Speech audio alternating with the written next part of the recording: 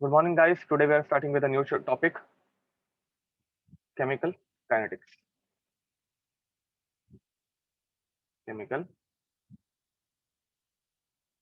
kinetics. Okay.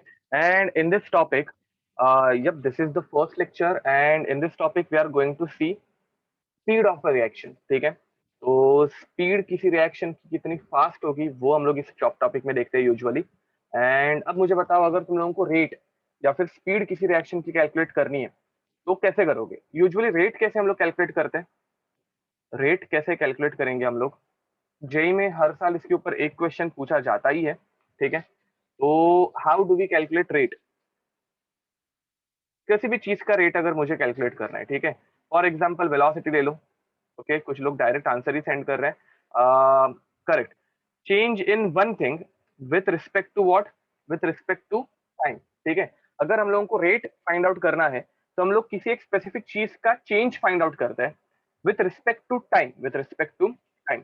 For example, अगर मैं बोलूं कि मैंने 100 मीटर्स मैंने 100 मीटर 10 सेकंड में कवर किया.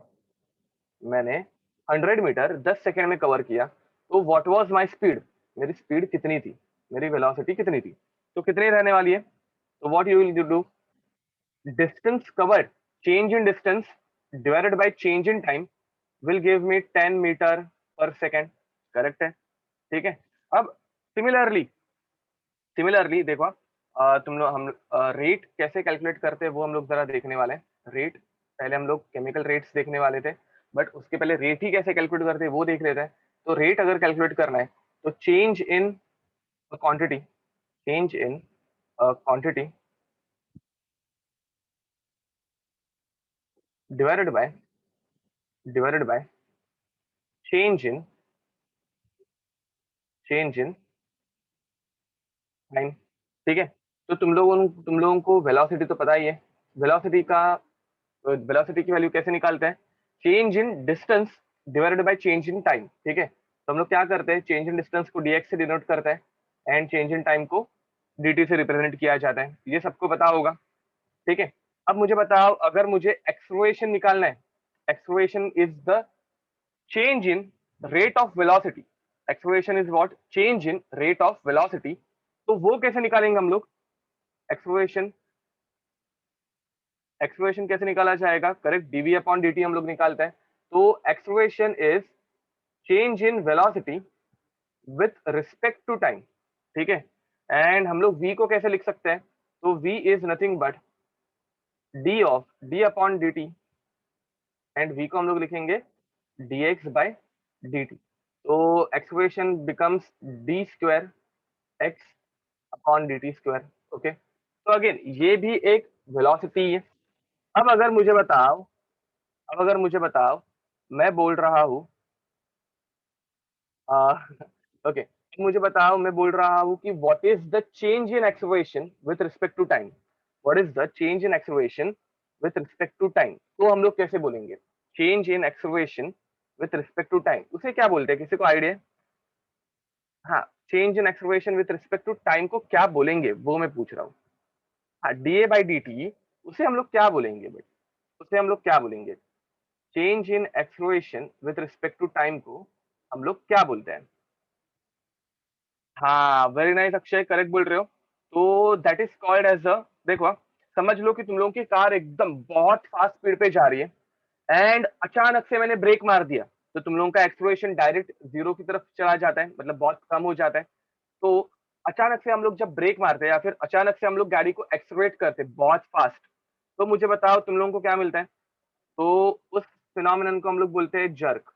ठीक है, that is called as jerk and that is d A by D t. That is d A by D T.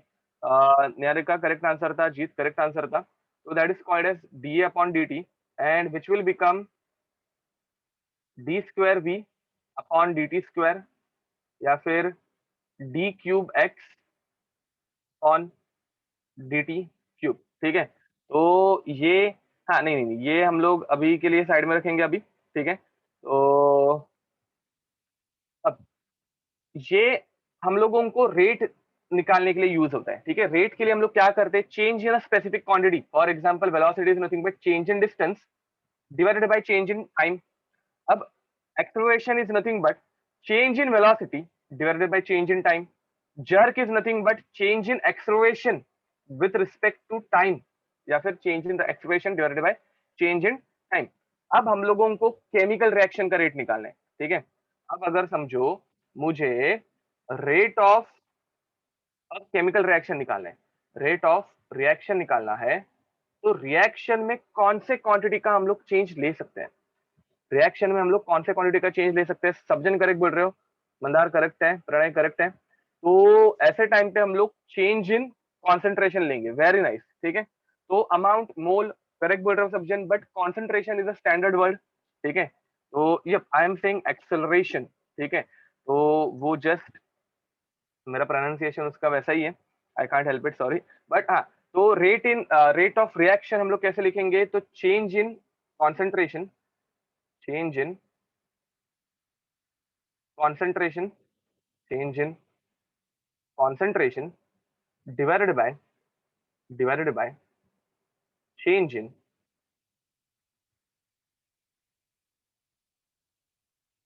time, ठीक है। तो इसे हम लोग बोलेंगे change in concentration is delta c, ठीक है, delta c upon delta time.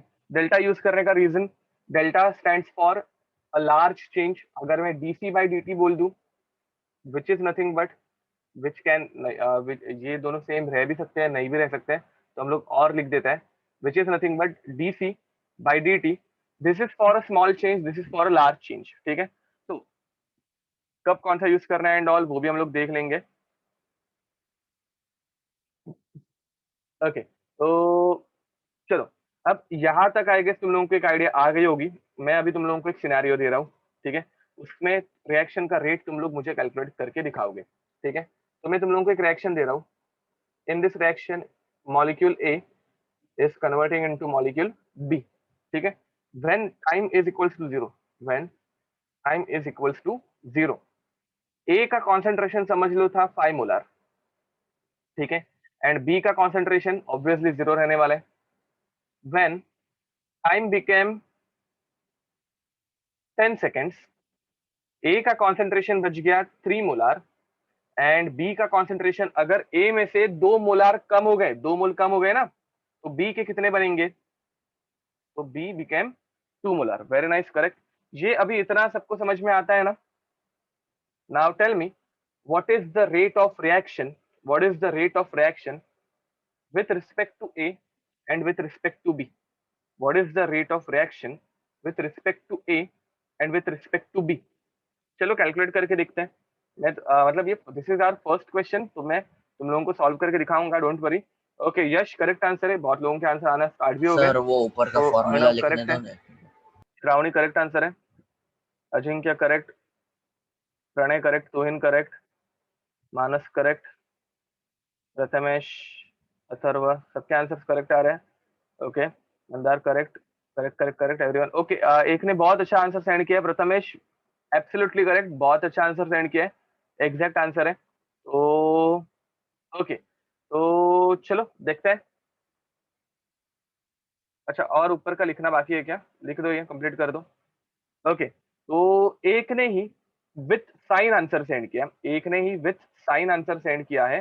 Pranay correct है, आपका भी आंसर अभी साइन के साथ, एब्सोल्युटली करेक्ट। तो चलो देखते हैं एक बार। तो देखो, मैंने क्या बोला, पहले हम लोगों को rate of reaction with respect to A and फिर with respect to B send करना है। तो हाँ, अजिंक्य करेक्ट आंसर है, मंदार करेक्ट है, अभी सबके आंसर करेक्ट आ रहे हैं, विथ साइन एग्जैक्ट आंसर आ रहे हैं। तो इन वेरी नाइस, एब्सोल्युटली करेक्ट। तो rate of reaction with respect to B निकालू, पहले मैं विथ रिस्पेक्ट टू बी निकालता हूं मैं, ठीक है। तो देखो ये कैसे हो जाएगा, delta concentration of B divided by delta T. Square bracket का मीनिंग कॉन्सेंट्रेशन है, यहाँ पे अभी सबको पता होगा, ठीक है। Very nice Kumar, correct answer है। तो अब नेक्स्ट, डेल्टा बी अगर मुझे निकालना है तो मैं क्या करूंगा, B two minus B one करूंगा, concentration of B at point two, and concentration of B at point 1, and यहाँ पे हो जाएगा T2 माइनस T1। जिस किसी को डाउट होगा उनके लिए ये आराम से एक एक स्टेप बाय स्टेप जा रहा हूँ मैं। तो 2 पे कितना इसका कॉन्सेंट्रेशन था, तो 2 पे 2 मोलर कॉन्सेंट्रेशन था। इनिशियली कितना था, 0 था।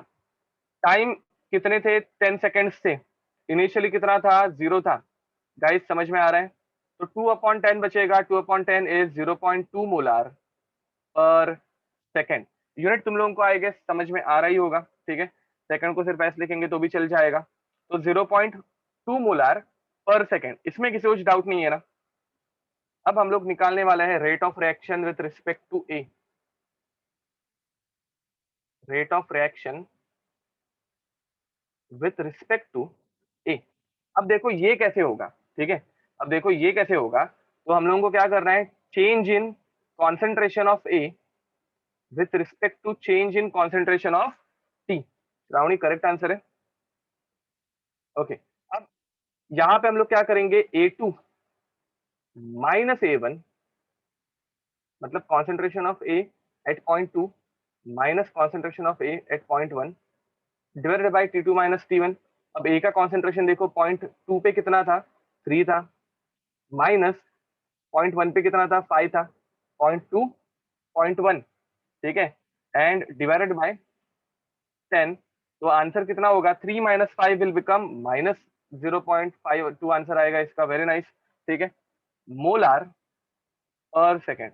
अब मुझे बताओ, कभी तुम लोगों ने रेट नेगेटिव देखा है क्या? फिजिक्स की बात नहीं हो रही है, फिजिक्स में तुम लोग जब वेक्टर उल्टा ले लेते हो तो तुम लोग माइनस साइन अटैच कर देते हो, that is fine. But usually rate कभी तुम लोगों ने नेगेटिव देखा है क्या? नहीं देखा है, बराबर क्या नहीं? तो अब अगर रेट नेगेटिव नहीं हो सकता तो यहाँ पे ये वैल्यू नेगेटिव कैसे आ सकती है? फर्स्ट ऑफ ऑल, ये वैल्यू नेगेटिव आने का रीजन बताओ। ये वैल्यू नेगेटिव रहने का रीजन क्या है? ये वैल्यू नेगेटिव रहने का रीजन क्या है? वेरी नाइस, करेक्ट बोल रहे हो अजिंक्य। तो करेक्ट है प्रणय। तो देखो हो रहा क्या है यहाँ पे, तो कॉन्सेंट्रेशन रिएक्टेंट का कम होते जाता है टाइम के साथ। रिएक्टेंट का कॉन्सेंट्रेशन जो होता है वो कम कम होते जा रहा है। अब अगर रिएक्टेंट का कॉन्सेंट्रेशन कम होगा तो ऑब्वियसली रेट भी क्या होते, रेट क्या हो जाएगा, माइनस में आ सकता है। बट हम लोगों को रेट माइनस में नहीं चाहिए, तो what we will do, we will add a minus sign over here. Initially ही स्टार्टिंग में ये एक माइनस साइन लगा देंगे, यहाँ पे भी माइनस साइन आ जाएगी, यहाँ पे भी माइनस साइन हो गई, एंड यहाँ पे हो गया प्लस, ठीक है। तो करेक्ट बोल रहे हो मैडम? तो एक माइनस साइन लगा देंगे तो हम लोगों को आंसर करेक्ट मिल जाएगा। Any doubt? Any doubt? Mod ले सकते हैं बट हम लोग यहाँ पे मॉड नहीं लेते, हम लोग यहाँ पे माइनस साइन ले लेते हैं, दैट्स इट, नथिंग एल्स। अब जिस पहले से हम लोग वैसे ही फॉलो करते आ रहे हैं इसको। अब फाइनली फाइनली जब ये हम लोगों को पॉजिटिव आंसर चाहिए था, इसलिए हम लोगों ने ये सिर्फ थोड़ा सा चेंज कर दिया, ठीक है। तो तुम लोग फिजिक्स में बोलते हो ना, जब कोई चीज डिक्रीज हो रही है तो हम लोग इसलिए वो डिक्रीज दिखाने के लिए माइनस साइन लगाते हैं, वैसे ही ये है। अब नेक्स्ट। श्योर, बट ये अभी क्वेश्चन टू क्वेश्चन वेरी करेगा कि वो स्टैंडर्ड फॉर्मूला होगा? This is a standard formula भाई, अभी एक स्टैंडर्ड फॉर्मूला हम लोग लिख ही रहे हैं। तो रेट ऑफ रिएक्शन, ठीक है। अगर हम लोग रिएक्टेंट के लिए निकाल रहे हैं, अगर हम लोग रिएक्टेंट के लिए निकाल रहे हैं तो d concentration of R upon d T. अब मैं डेल्टा नहीं लिखूंगा, मैं हमेशा डी ही लिखूंगा, याद रखो। यूजुअली हम लोग डी ही निकालते हैं, विच इज इक्वल्स टू और और प्लस, एक काम करते हैं नीचे लिखते हैं और क्यों। And similarly rate of reaction अगर हम लोग प्रोडक्ट के लिए निकाल रहे हैं, रेट ऑफ रिएक्शन अगर हम लोग प्रोडक्ट के लिए निकाल रहे हैं तो plus d concentration of product upon d T. याद रहेगा ये, रिएक्टेंट के लिए नेगेटिव साइन लगेगी, कॉन्सेंट्रेशन ऑफ प्रोडक्ट के लिए पॉजिटिव साइन लगेगी, ठीक है। It is same as mod, correct बोल रहे हो। बट केमिकल काइनेटिक्स में हम लोग हमेशा ये माइनस और प्लस ही निकालते हैं, एग्जाम में भी तुम लोगों को यही यूज करना है। चलो लिख दो।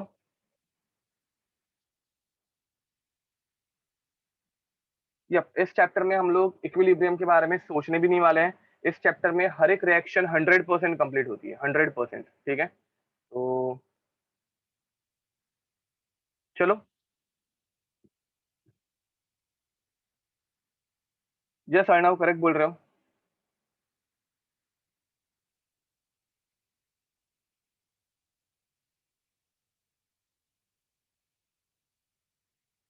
ओके गाइस, इसका तुम लोगों को मतलब इसकी इमेज फाइल तो तुम लोगों को मिल ही जाएगी, बट फिर भी अगर किसी का स्क्रीनशॉट लेने का दिल है तो कर लो, निकाल लो।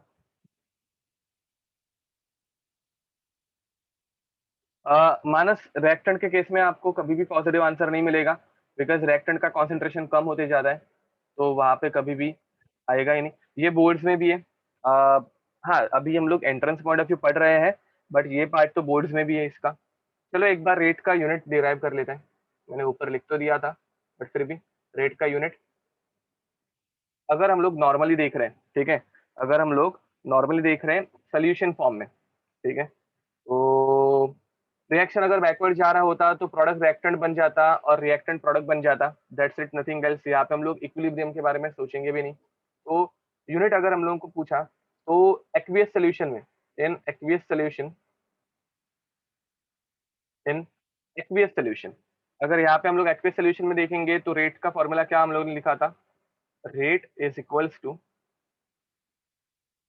D A, sorry d C लिख देता है, d C, C stand for concentration upon d T, ठीक है। कॉन्सेंट्रेशन का यूनिट क्या रहता है? मोलार, एंड नीचे क्या है? टाइम है, तो पर सेकेंड, ठीक है, ये हो जाएगा। अब उसी बदले मोलार के लिए हम लोगों के पास और एक यूनिट रहता है। मोलार का यूनिट क्या रहता है? मोल पर लीटर, करेक्ट बोल रहे हो अजिंक्य। तो मोल पर लीटर, तो मोल पर लीटर पर सेकेंड, ठीक है, मोल पर लीटर पर सेकेंड। अब मुझे बताओ, लीटर के लिए भी हम लोगों के पास और एक यूनिट है, यूजुअली वो यूज नहीं होता, केमिकल काइनेटिक्स में ये यूनिट यूज नहीं होगा, बट लीटर के लिए भी हम लोगों के पास और एक यूनिट है, मोल पर डेसीमीटर क्यूब, पर डेसीमीटर क्यूब, परफेक्ट, पर सेकेंड, ठीक है। लीटर को ही हम लोग डेसीमीटर क्यूब भी बोलते हैं, तो लीटर इनवर्स हो जाएगा डेसीमीटर क्यूब इनवर्स, ठीक है। तो ये हो गया रेट का यूनिट। अब अगर रिएक्शन एक्वियस मीडियम में ना होते हुए इन गैसियस फेज हो रही है, इन गैसियस फेज हो रही है, रिएक्शन अगर एक्वियस मीडियम में ना होते हुए गैसियस फेज में हो रही है, तो क्या होगा बताओ?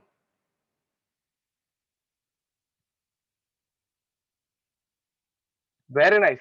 गैसियस गैसेस के लिए हम लोग जो कॉन्सेंट्रेशन लेते हैं वो उनका पार्शियल प्रेशर रहता है, परफेक्ट बोल रहे हो।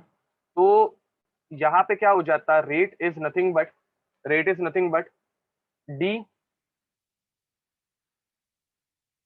टी बाय डी टी, ठीक है। एंड मुझे बताओ अभी प्रेशर का यूनिट क्या रहता है? तो प्रेशर का यूनिट तुम लोग बोल सकते हो एटमॉस्फेयर पर सेकेंड और बार पर सेकेंड। यही दो यूनिट यूज होंगे, इनके अलावा कोई भी यूज नहीं होगा, ठीक है, इनके अलावा कोई भी यूज नहीं होगा। ओके, तो अब नेक्स्ट हेडिंग डालना, मतलब इसमें ये कंटिन्यूड है, conversion of, conversion of mole पर सेकेंड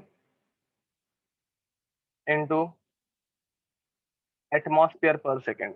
अगर तुम लोगों को कॉन्सेंट्रेशन वाले टर्म को प्रेशर वाले टर्म में करना है, या फिर कॉन्सेंट्रेशन टू प्रेशर, ठीक है, कॉन्सेंट्रेशन से अगर मुझे प्रेशर में कन्वर्ट करना है, तो व्हाट आई कैन डू? मुझे बताओ, गैसेस के लिए सबसे बेस्ट इक्वेशन कौन सी है? गैसेस के लिए सबसे बेस्ट इक्वेशन कौन सी है? गैसेस के लिए हम लोगों को कोई भी आंसर चाहिए होगा तो हम लोग कौन सी इक्वेशन यूज करते हैं? आईडीजी, आईजी यूज करते हैं, आइडियल गैस इक्वेशन, करेक्ट बोल रहे हो। तो चलो आईजी यूज करके देखते हैं। कॉन्सेंट्रेशन का फॉर्मूला क्या रहता है? बाय द वे, कॉन्सेंट्रेशन का फॉर्मूला क्या रहता है? What is the formula of concentration? N upon V, very nice. तो PV is equals to n R T. अब मुझे प्रेशर और कॉन्सेंट्रेशन इनके बीच का कोरिलेशनशिप चाहिए। तो प्रेशर और कॉन्सेंट्रेशन के बीच का कोरिलेशन अगर मुझे चाहिए है, तो व्हाट आई विल डू, मैं पहले कॉन्सेंट्रेशन की टर्म को इसमें इंट्रोड्यूस करूंगा। कैसे? तो number of moles upon volume, R T, and number of moles upon volume क्या हो जाएगा? T is equals to T R T. तो तुम लोगों को अगर कॉन्सेंट्रेशन को प्रेशर में कन्वर्ट करना है, अगर तुम लोगों को कॉन्सेंट्रेशन को प्रेशर में कन्वर्ट करना है, तो उसको आर टी से मल्टीप्लाई करो। एंड अगर तुम लोगों को कॉन्सेंट्रेशन दे के रखा है एंड उसको प्रेशर में कन्वर्ट करना है, तो प्रेशर को RT से, सॉरी, अगर तुम लोगों को प्रेशर दे के रखा है और कॉन्सेंट्रेशन में कन्वर्ट करना है, तो प्रेशर को RT से डिवाइड कर दो, ठीक है। तो that's it, nothing else. Okay, लिख दो, ये कंप्लीट कर दो, किसी को अगर लिखना बाकी रह गया होगा तो।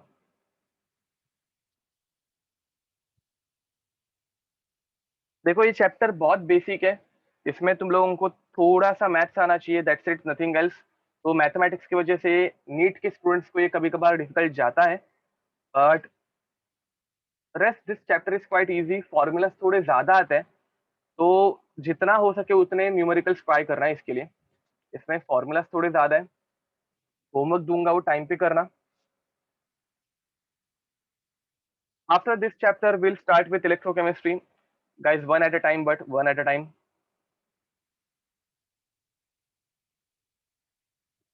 यप, हम लोगों को डिफरेंशिएशन नहीं करना पड़ेगा, बट हम लोगों को थोड़ा बहुत इंटीग्रेशन यूज करना है, डिफरेंशिएट यूजुअली नहीं करना पड़ेगा। चलो आगे बढ़ते हैं, लिख के हो गया होगा सबका। नाउ रेट ऑफ रिएक्शन, हाँ लॉग भी लेना पड़ेगा, करेक्ट बोल रहे हो, लॉग भी लेना ही पड़ेगा। तो 4 lecture maximum guys, 4 lecture maximum. तो rate of reaction between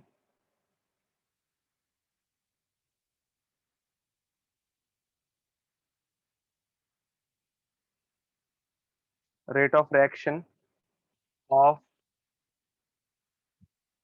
different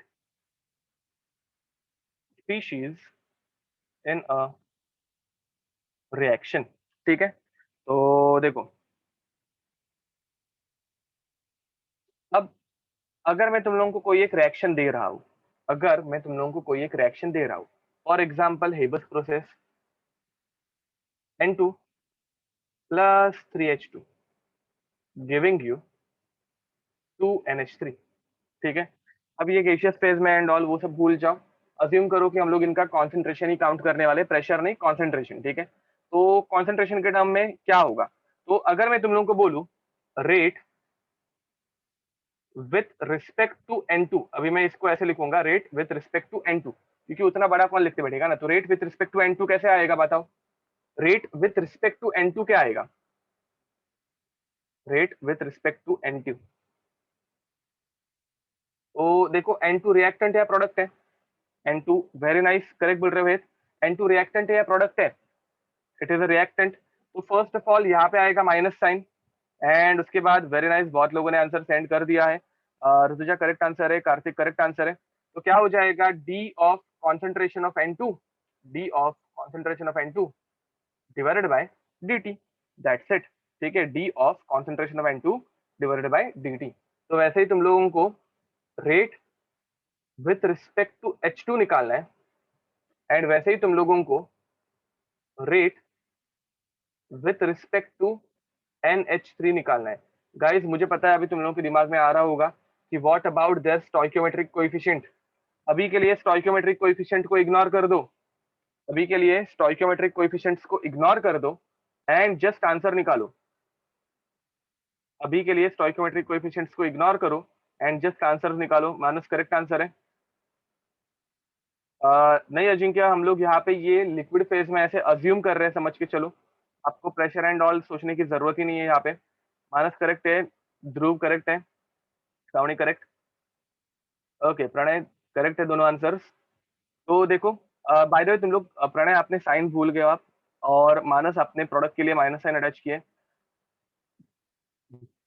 अश्वत correct है, मंदार करेक्ट है, कोमल करेक्ट, कार्तिक करेक्ट, ओके। तो ऑलमोस्ट सबके आंसर्स करेक्ट आ रहे हैं, किसी ने भी साइन में अभी मिस्टेक नहीं किए जहां तक मैंने देखा है, ओके। तो यप, एवरीवन इज करेक्ट। तो देखो यहाँ पे क्या हो जाएगा, H2 इज अ रिएक्टेंट, अगर रिएक्टेंट है तो D of H2 divided by dt, and similarly ammonia ये एक प्रोडक्ट है, तो यहाँ पे क्या हो जाएगा, प्लस साइन, मतलब प्लस साइन आने की जरूरत नहीं है, बट माइनस साइन नहीं आएगी, D of concentration of NH3 divided by dt।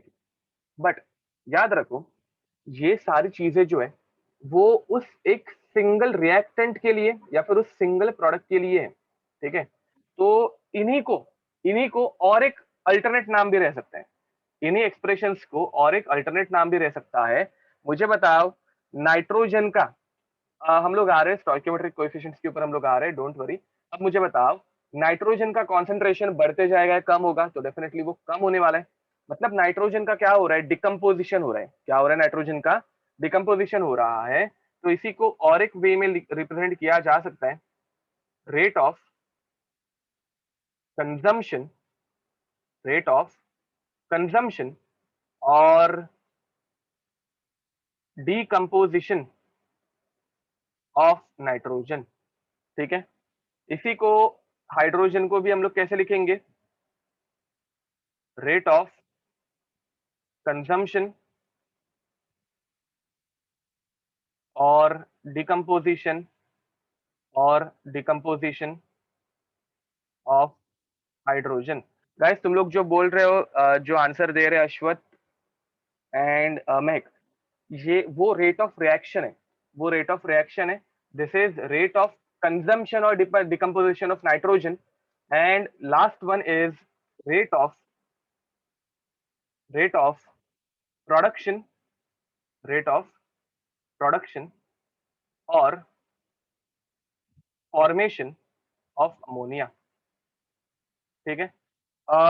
सबको इनका मीनिंग समझ में आ रहा है? हम लोग नाइट्रोजन किस स्पीड से खत्म हो रहा है या फिर अमोनिया कितने स्पीड से फॉर्म हो रहा है, वो निकाल रहे हैं। हम लोगों ने क्या निकाला यहाँ पे? तो नाइट्रोजन कितने स्पीड से कम हो रहा है, डिकम्पोज हो रहा है, या फिर हाइड्रोजन कितने स्पीड से डिकम्पोज हो रहा है, और एल्स अमोनिया कितने स्पीड से फॉर्म हो रहा है, वो निकाल रहे हैं। अब मुझे बताओ, ये तीनों rate, rate of N2, rate of H2 and rate of NH3, ये तीनों के तीनों सेम रहेंगे या डिफरेंट रहेंगे? जरा एक विजुअलाइजेशन देखते हैं। देखो, अमोनिया में, अच्छे से देखना, अमोनिया में एक नाइट्रोजन जब डिकम्पोज हो रहा है, अमोनिया के फॉर्मेशन में एक नाइट्रोजन जब डिकम्पोज हो रहा है, तो कितने हाइड्रोजन डिकम्पोज हो रहे हैं? तो कितने हाइड्रोजन डिकम्पोज हो रहे हैं? 3 हो रहे हैं। तो मुझे बताओ, हाइड्रोजन का डिकम्पोजिशन का रेट नाइट्रोजन के कंपैरिजन में ट्रिपल टाइम है, ऐसे मैं बोल सकता हूं क्या? हाइड्रोजन का डिकम्पोजिशन का रेट नाइट्रोजन के कंपैरिजन में ट्रिपल है, ऐसे मैं बोल सकता हूं क्या? बराबर क्या नहीं? तो सिमिलरली, एक नाइट्रोजन जब डिकम्पोज हो रहा है, एक नाइट्रोजन जब डिकम्पोज हो रहा है, तो कितने अमोनिया फॉर्म हो रहे हैं? ये समझ के लो, आप बाद में कंफ्यूजन होता है बहुत लोगों को। तो एक नाइट्रोजन दो अमोनिया फॉर्म हो रहा है, वेरी नाइस। अब मैं ऐसे बोल सकता हूँ क्या कि अमोनिया का फॉर्मेशन का रेट नाइट्रोजन के डबल है? ये समझ में आ रहा है सबको? देखो मैं ऐसे बोल सकता हूँ कि हाइड्रोजन का डिकम्पोजिशन का रेट नाइट्रोजन के ट्रिपल है, एंड अमोनिया के फॉर्मेशन का रेट नाइट्रोजन के डबल है, ठीक है। अब मुझे, मेरा टारगेट क्या है? मुझे rate of consumption of nitrogen नहीं चाहिए, rate of consumption of hydrogen नहीं चाहिए। मुझे चाहिए है रेट ऑफ रिएक्शन। मुझे क्या चाहिए है? मुझे चाहिए है rate of reaction. And rate of reaction तुम लोगों को लगता नहीं है कि तुम लोग कैसे भी निकालो सबके लिए सेम आना चाहिए? हम लोगों का टारगेट क्या है? हम लोगों का टारगेट है रेट ऑफ रिएक्शन कैलकुलेट करना है, इस पूरे रिएक्शन का रेट।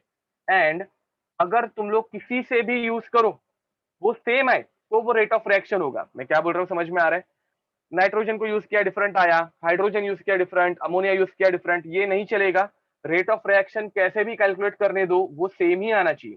तो अब हम लोग क्या करेंगे? तो हम लोग इनके बीच का कोरिलेशन निकालेंगे। अक्षय करेक्ट बोल रहे हो। अब हम लोग इनके बीच का कोरिलेशन निकालने की कोशिश करेंगे। तो चलो कोरिलेशन निकालने की कोशिश करते हैं। अभी हम लोगों ने डिसाइड किया कि rate of consumption of H2, मैं अभी के लिए माइनस साइन जरा इग्नोर कर रहा हूं, सिर्फ हम लोग रिलेशन निकाल रहे हैं। Rate of consumption of H2 is is 3 times to that of rate of consumption of N2। ये देखो करेक्ट लग रहा है तुम लोगों को? हाइड्रोजन का कंजम्पशन नाइट्रोजन के कंपैरिजन में ट्रिपल है, एनी डाउट? ओके, तो मैं इसी को ऐसे भी लिख सकता हूं। अच्छा, आपने जो बोला था वो एकदम करेक्ट था, बट अभी हम लोग जरा एक सिंपलर मेथड से देख रहे हैं। तो अब दूसरा हम लोग क्या लिखेंगे, तो dN2/dt, इसे हम लोग कैसे लिखेंगे, तो 3 नीचे चला जाएगा, तो ये बन जाएगा 1/3 dH2/dt। इसमें किसी को भी कुछ भी डाउट होगा तो प्लीज बताओ। अब अमोनिया और नाइट्रोजन के बीच में क्या रिलेशनशिप था, तो डबल का था। अमोनिया का फॉर्मेशन का rate of formation of ammonia मतलब dNH3/dt is double of dN2/dt, is double of dN2/dt। Any doubt? तो अब जब मैं तुम लोगों को लिखने के लिए थोड़ा टाइम दे दूंगा अब इसके बाद। अब मुझे बताओ, इसको भी अगर मुझे नाइट्रोजन के टर्म्स में लिखना है, इसको भी अगर मुझे नाइट्रोजन के टर्म्स में लिखना है, तो मैं कैसे लिखूंगा, dN2/dt, dN2/dt is nothing but 1/2 dNH3/dt। ठीक है, till this any doubt? Till this any doubt? अब फाइनली अगर देखोगे तो dN2 ये दोनों सेम है, और ये दोनों dN2 के साथ सेम है, तो इन जनरल ये दोनों भी तो सेम हो गए। मैं क्या बोल रहा हूँ, समझ में आ रहा है? dN2/dt अगर ये दोनों सेम है, तो 1/3 dH2/dt एंड 1/2 dNH3/dt ये भी सेम हो जाएंगे। तो फाइनली ये चारों बोलना गलत हो जाएगा, ये तीनों क्वांटिटी क्या कर दी हम लोगों ने, इक्वल कर दी। एंड अगर ये तीनों क्वांटिटी इक्वल हो गई, तो now this is rate of reaction, now this is rate of reaction, now this is rate of reaction. And rate of reaction क्या आएगा, तो रेट ऑफ रिएक्शन आएगा माइनस, अभी मैं रिएक्टेंट के लिए माइनस साइन वापस ऐड करने वाला हूँ। दिस इज जस्ट कोरिलेशनशिप डिराइव करते वक्त मैंने माइनस साइन इग्नोर कर दिया था, बट अभी हम लोग माइनस साइन वापस लाएंगे। तो dN2/dt is equals to -1/3 dH2/dt which is equals to, अब आएगा प्लस 1/2 dNH3/dt। तो तुम लोगों ने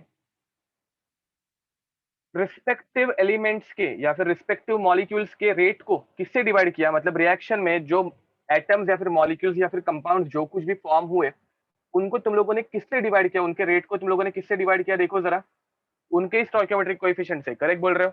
ठीक है, तो अब मुझे बताओ, ये कुछ ज्यादा डिफिकल्ट है क्या?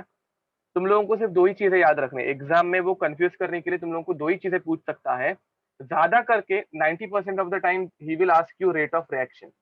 90% ऑफ द टाइम, 90 बोलना ज्यादा हो जाएगा, 80% तो वो रेट ऑफ रिएक्शन ही पूछेगा।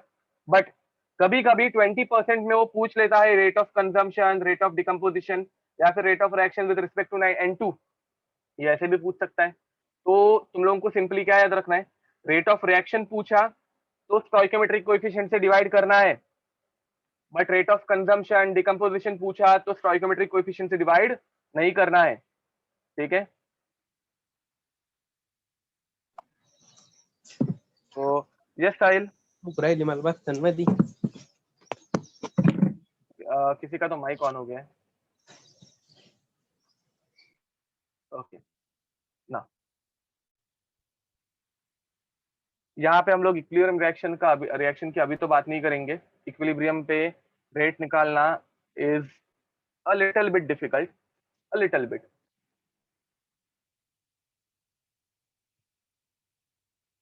एंड वो हमारे सिलेबस में ही है, by the way it is not there in our syllabus.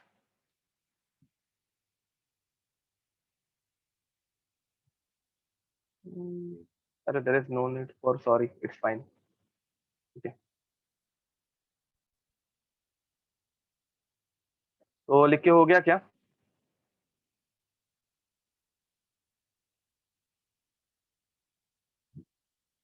चलो आगे बढ़ते हैं फिर। सर एक मिनट। ओके, अभी हम लोग एंट्रेंस का सिलेबस, मतलब यहाँ तक तो बोर्ड्स और एंट्रेंस दोनों सेम है। मैं अभी से तुम लोगों को बताते चाहूंगा कि बोर्ड्स में भी क्या है और बोर्ड्स में क्या नहीं है, सो दैट तुम लोगों को भी एक आइडिया रहते जाए। यूजुअली हम लोग जो ग्राफ्स एंड ऑल देखते हैं ना, बड़ी बड़ी चीजें, वो बोर्ड्स में नहीं रहती, नथिंग एल्स। बाकी तो ये बोर्ड्स में है ही। सर इसका जनरल हम्म, फॉर्मूला आप कर देने रहे कर वाले हो रहे या हमें? यस यस, नहीं नहीं, कर रहे मतलब मैं तुम लोगों को ये लिखने बोलूंगा, अभी आते हैं उस पॉइंट पे भी। चलो एक क्वेश्चन के फॉर्म में लिखते हैं, एक क्वेश्चन के फॉर्म में लिखते हैं। तो समझ लो तुम लोगों को एग्जाम में, बोर्ड्स के एग्जाम में ऐसा क्वेश्चन आ गया, बोर्ड्स के एग्जाम में ऐसा एक क्वेश्चन आ गया, a moles of A plus b moles of B giving you c moles of C plus d moles of D. ठीक है, अब तुम लोगों को क्वेश्चन देखो क्या है, रेट ऑफ डिकम्पोजिशन ऑफ ए। ठीक है, ये फर्स्ट ऑप्शन, ये तुम लोगों को निकालना है। Second, rate of consumption of B. मैं तुम लोगों को जितनी हो सके उतने डिफरेंट डिफरेंट लैंग्वेजेस में बता रहा हूँ। Okay, point number C, rate of formation of C D, वो भी आ सकता है। रेट ऑफ डिसअपेरेंस भी आ सकता है, हित करेक्ट बोल रहा हूँ। Rate of production of D, ये भी हो सकता है। And finally party, rate of reaction. ठीक है गाइज, यहाँ पे एक छोटा सा वर्ड और ऐड कर देना, कंजम्पशन के साथ डिसअपेरेंस भी बोल सकते हैं ना, वो डिसअपियर हो रहा है, डिसअपियरेंस। एंड सिमिलरली फॉर्मेशन है फिर प्रोडक्ट के यहाँ पे अपीयरेंस भी लिख सकते हो। ठीक है, तो चलो लिखना स्टार्ट करो विद प्रॉपर साइन ना, तुम लोगों को मुझे आंसर सेंड करने की जरूरत नहीं है। Arnav, both answers are correct, answer send करने की जरूरत नहीं है, बट अगर हो गया होगा लिख के तो you can send it. Akshay, सारे आंसर करेक्ट हैं।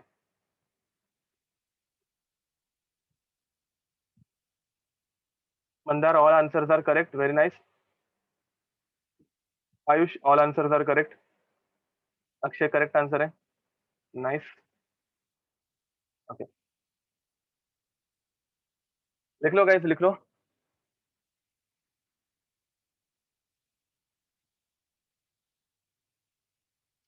क्रिश करेक्ट आंसर है, Manas, all answers are correct.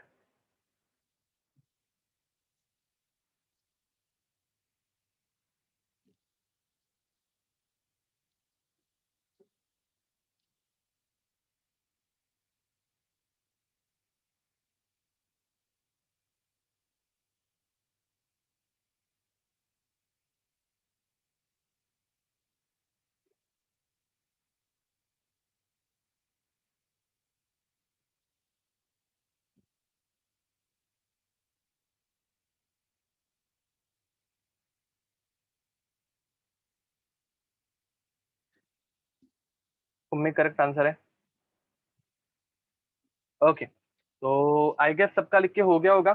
Should I write down the answers? देखो, Rutuja correct answer, Pranav correct है। ओके, तो चलो मैं अभी लिखना स्टार्ट कर देता हूँ फिर। ऑलमोस्ट सबने लिख दिया है। देखो, जब याद रखना तुम लोगों को सिर्फ रेट ऑफ डिकम्पोजिशन पूछा है तो स्टोइकोमेट्रिक कोएफिशिएंट गया तेल लगाने, हम लोगों को उससे कुछ नहीं करना है। साहिल, ओके, तो देखते हैं अब यहाँ पे कैसे होगा। स्टोइकोमेट्रिक कोएफिशिएंट नहीं आएगा because just rate of decomposition पूछा है, तो क्या हो जाएगा, माइनस, रिएक्टेंट है इसलिए minus d A by D T. ठीक है, यहाँ पे क्या हो जाएगा, minus D B by D T. T के लिए क्या हो जाएगा, प्लस, प्लस लिखने की जरूरत नहीं है, d C by D T. And d के लिए क्या हो जाएगा, decomposition, rate of decomposition of D के लिए क्या हो जाएगा, change in concentration of D on change in time. ठीक है, एंड अब rate of reaction, rate of reaction तुम लोग हर एक के रिस्पेक्ट में लिख सकते हो। मैंने क्या बोला, रिएक्टेंट होगा तो तुम लोग माइनस साइन अटैच करोगे, स्टोइकोमेट्रिक कोएफिशिएंट से डिवाइड करोगे, एंड फिर D A by D T. ये सबको लिखने जमा था क्या, ये सबको लिखना समझ जमा था क्या? वीडियो ऑफ है, आई डोंट थिंक मेरा वीडियो ऑफ है, मुझे ऑन दिख रहा है, देखने दो। दिख रहा है, दिख रहा है, मेरा वीडियो ऑन है। ओके, एंड सिमिलरली उसके बाद -1/b db बाई dt ये भी आएगा, विच इज इक्वल्स टू, अभी आएगा प्लस साइन, मतलब लिखने की जरूरत नहीं है, but 1/c dc by dt and 1/d change in concentration of d upon change in time. ठीक है, वो dd अपॉन dt अजीब साउंड करेगा, इसलिए change in concentration of d upon change in time. तो इसमें किसी को कुछ भी डाउट, इसके ऊपर क्वेश्चन ले, इसके ऊपर क्वेश्चन ले।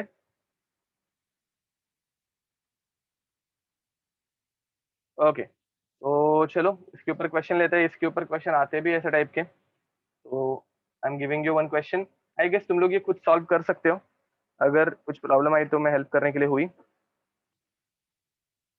तो रिएक्शन हम लोगों को लिख के दिए 2a + 3b giving you 5c। Sir बोलो। अगर यहाँ जनरल फॉर्मूला में सब जगह इक्वल टू है तो ऊपर वो अमोनिया वाले एग्जांपल में हमने प्लस क्यों लिया था? प्लस किधर लिया है, इक्वल टू ही है, सिर्फ मैंने साइंस अटैच की थी, ये माइनस साइन था, ये प्लस साइन था। ओके, वो साइन की वजह से थोड़ा ये हुआ रहेगा आपको।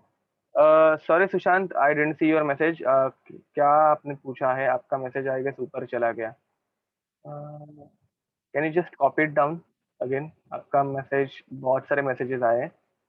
अच्छा, बी का बताओ। ओके, आपको बी के लिए -db/dt इतना ही है, -db/dt, नथिंग एल्स। ओके, तो initial concentration of A is 10 molar. ठीक है, इनिशियल, अथर्वा करेक्ट आंसर है। वेट अ मिनट, नहीं नहीं अथर्वा, देखने दो मुझे क्या किया आपने। Yes Atharva, you can do like that. हम लोग वैसे कर तो सकते हैं, बट आई सजेस्ट कि क्यों करना है। ठीक है, मतलब वो ज्यादा कंफ्यूजिंग हो जाएगा। Okay, rate of reaction definitely मैं एक्सप्लेन कर सकता हूँ वापस। देखो, हम लोगों ने ऐसा क्यों किया, मुझे बताओ। यहाँ पे अमोनिया के एग्जांपल से वापस एक बार देख लेते हैं रेट ऑफ रिएक्शन। अगर किसी को भी डाउट होगा, इसमें बहुत लोगों को हो सकता है, तो वापस एक बार देख लो जिस किसी को डाउट है। अब रेट ऑफ रिएक्शन, पूरे रिएक्शन का रेट समझ लो कि तुम लोगों के पास एक ट्रेन है, तुम लोगों के पास एक ट्रेन है, एंड इस ट्रेन की रेट तुम लोगों को पूछी मैंने। ठीक है, ये एक ट्रेन है, एंड इस ट्रेन की स्पीड मतलब रेट, इस ट्रेन का मैंने पूछा तुम लोगों को। ट्रेन मस्त बनाता हूँ ना मैं।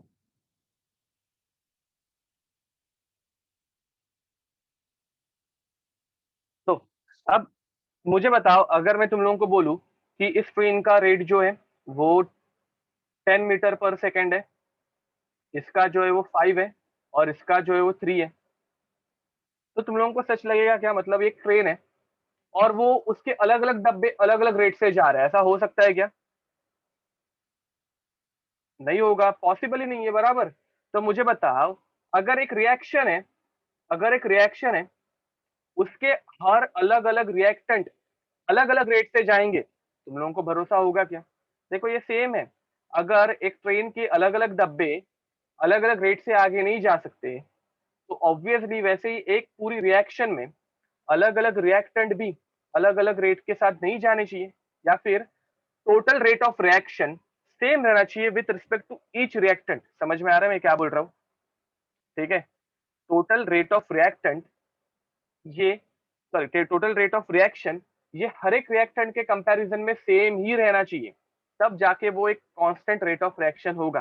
तो हम लोगों को वही अचीव करना था। देखो, अगर तुम लोग एक्चुअल में देखोगे तो यहाँ पे हाइड्रोजन जो है वो नाइट्रोजन के कंपैरिजन में 3 टाइम्स फास्टर है, एंड अमोनिया जो है वो नाइट्रोजन के कंपैरिजन में 2 टाइम्स फास्टर है।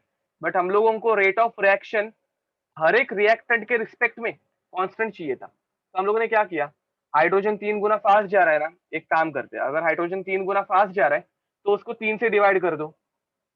हाइड्रोजन अगर 3 टाइम्स फास्ट जा रहा है तो उसको 3 से डिवाइड कर दो। अब इन दोनों का रेट क्या हो गया, सेम हो गया। अगर अमोनिया 2 गुना फास्ट जा रहा है अगर अमोनिया, ये देखो rate of ammonia 2 times fast है, तो हम लोग उसको क्या करेंगे, अमोनिया को 2 से डिवाइड कर दो, वो भी सेम हो जाएगा। And finally rate of reaction जो है वो हर एक रिएक्टेंट और प्रोडक्ट के रिस्पेक्ट में सेम हो जाएगा। ये अभी समझ में आ रहा है क्या तुम लोगों को, ये कैसे हम लोगों ने सेम किया? ठीक है, तो गाइस क्वेश्चन पे आते हैं। Okay, yep. Rate of complete system is always same. So 10 molar, which changes, which changes to, which changes to 5 molar in 20 seconds. ठीक है, अब तुम लोगों को क्या क्या करना है? Option A, find rate of decomposition of A, words अच्छे से देखना। B, rate of reaction. C, rate of decomposition of B, and D, rate of formation of C। ये तुम लोग खुद कर पाओगे क्या?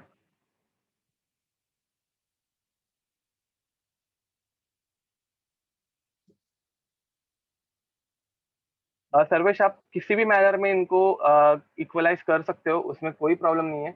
जस्ट हम लोगों को सिंप्लिसिटी चाहिए, इसलिए हम लोग नॉर्मली कोएफिशिएंट से डिवाइड करेंगे। ठीक है, ओके। तो चलो बताओ आंसर क्या क्या आएंगे। ओके, प्रथमेश करेक्ट है। अर्णव, आपका साइन रॉन्ग चला गया है, देख लो। रेट कभी भी माइनस में नहीं आ सकता, रेट कभी भी माइनस में नहीं आ सकता। ओके, तो अर्णव करेक्ट आंसर है आपका बी का।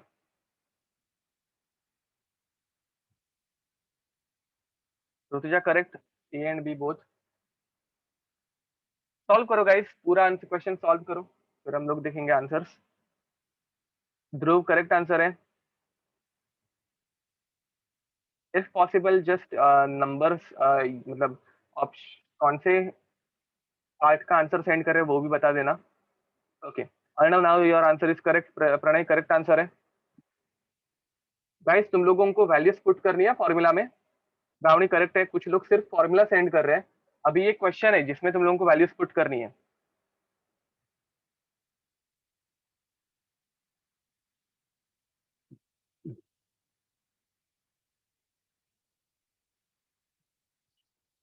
ओके, मंदार करेक्ट आंसर है थर्ड का। प्रथमेश करेक्ट आंसर है। Akshay, A and B correct है, बट आपने सी और डी के लिए कुछ तो मिस्टेक किए। ओके, सबजन ए और बी का ही आंसर निकाल पा रहे हैं आई गेस। थर्ड में, थर्ड का आंसर अभी तक मंदार ने ये करेक्ट दिया है।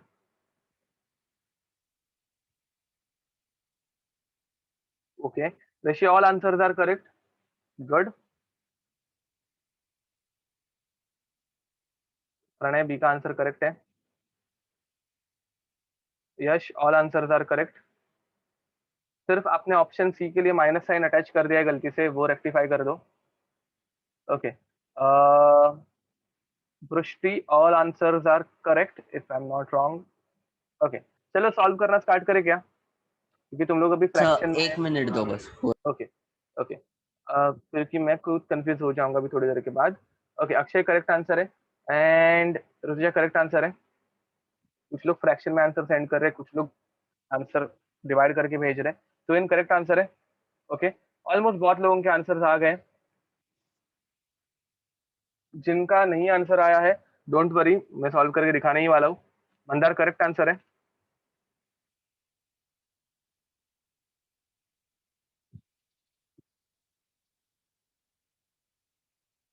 Ajinkya, all answers are correct. Ajinkya, आपका बी गलत गया है। बी बी में आपने कुछ तो मिस्टेक किया है, या फिर वो टाइपिंग मिस्टेक है, आपने 2 बार पॉइंट पॉइंट लिखा है। इधर it is a typing mistake और इस बी आंसर रॉन्ग है। प्रणय करेक्ट आंसर है। असीम, all answers are correct.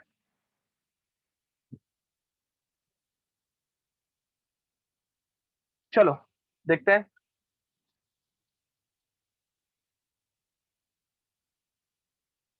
Arnav correct answer है. तो चलो स्टार्ट करें. देखो जिस किसी के आंसर नहीं आया, डोंट वरी, ये फर्स्ट क्वेश्चन ही तो था. ठीक है, तो अब देखते हैं क्या हो रहा है. Now this is quite simple. पहले हम लोगों को क्या करना है, पहले हम लोगों को रेट की इक्वेशन लिख के लेनी है. सबसे पहले ना हम लोग हमेशा रेट की इक्वेशन लिख के लेंगे. रेट ऑफ रिएक्शन अगर हम लोगों को पूछा तो हम लोग सबसे पहले उसकी इक्वेशन बनाएंगे. और उसकी इक्वेशन देखो क्या आएगी, तो स्टोइकोमेट्रिक कोएफिशिएंट को डिवाइड करके ये आने वाली है, तुम लोगों को पता है. तो ए के लिए हो जाएगा -1/2 d A by D t. B के लिए हो जाएगा -1/3 d B by D T. And C के लिए हो जाएगा प्लस 1/5, 1/5 है ना, 1/5 d C by D T. जिस किसी को क्वेश्चन में कुछ भी तकलीफ आई होगी तो आपने ये लिखना चाहिए था. अगर ये लिख देते तो डेफिनेटली आपके आंसर आ जाते. ठीक है, अब देखो प्रणय करेक्ट आंसर है. अब देखो कैसे हो रहा है. तो सारा करेक्ट आंसर है सारे के सारे. अब कैसे होगा वो देखते हैं. सबसे पहले हम लोग को पूछा है रेट ऑफ डिकम्पोजिशन ऑफ ए. तो रेट ऑफ डिकम्पोजिशन ऑफ ए से स्टार्ट करते हैं. रेट ऑफ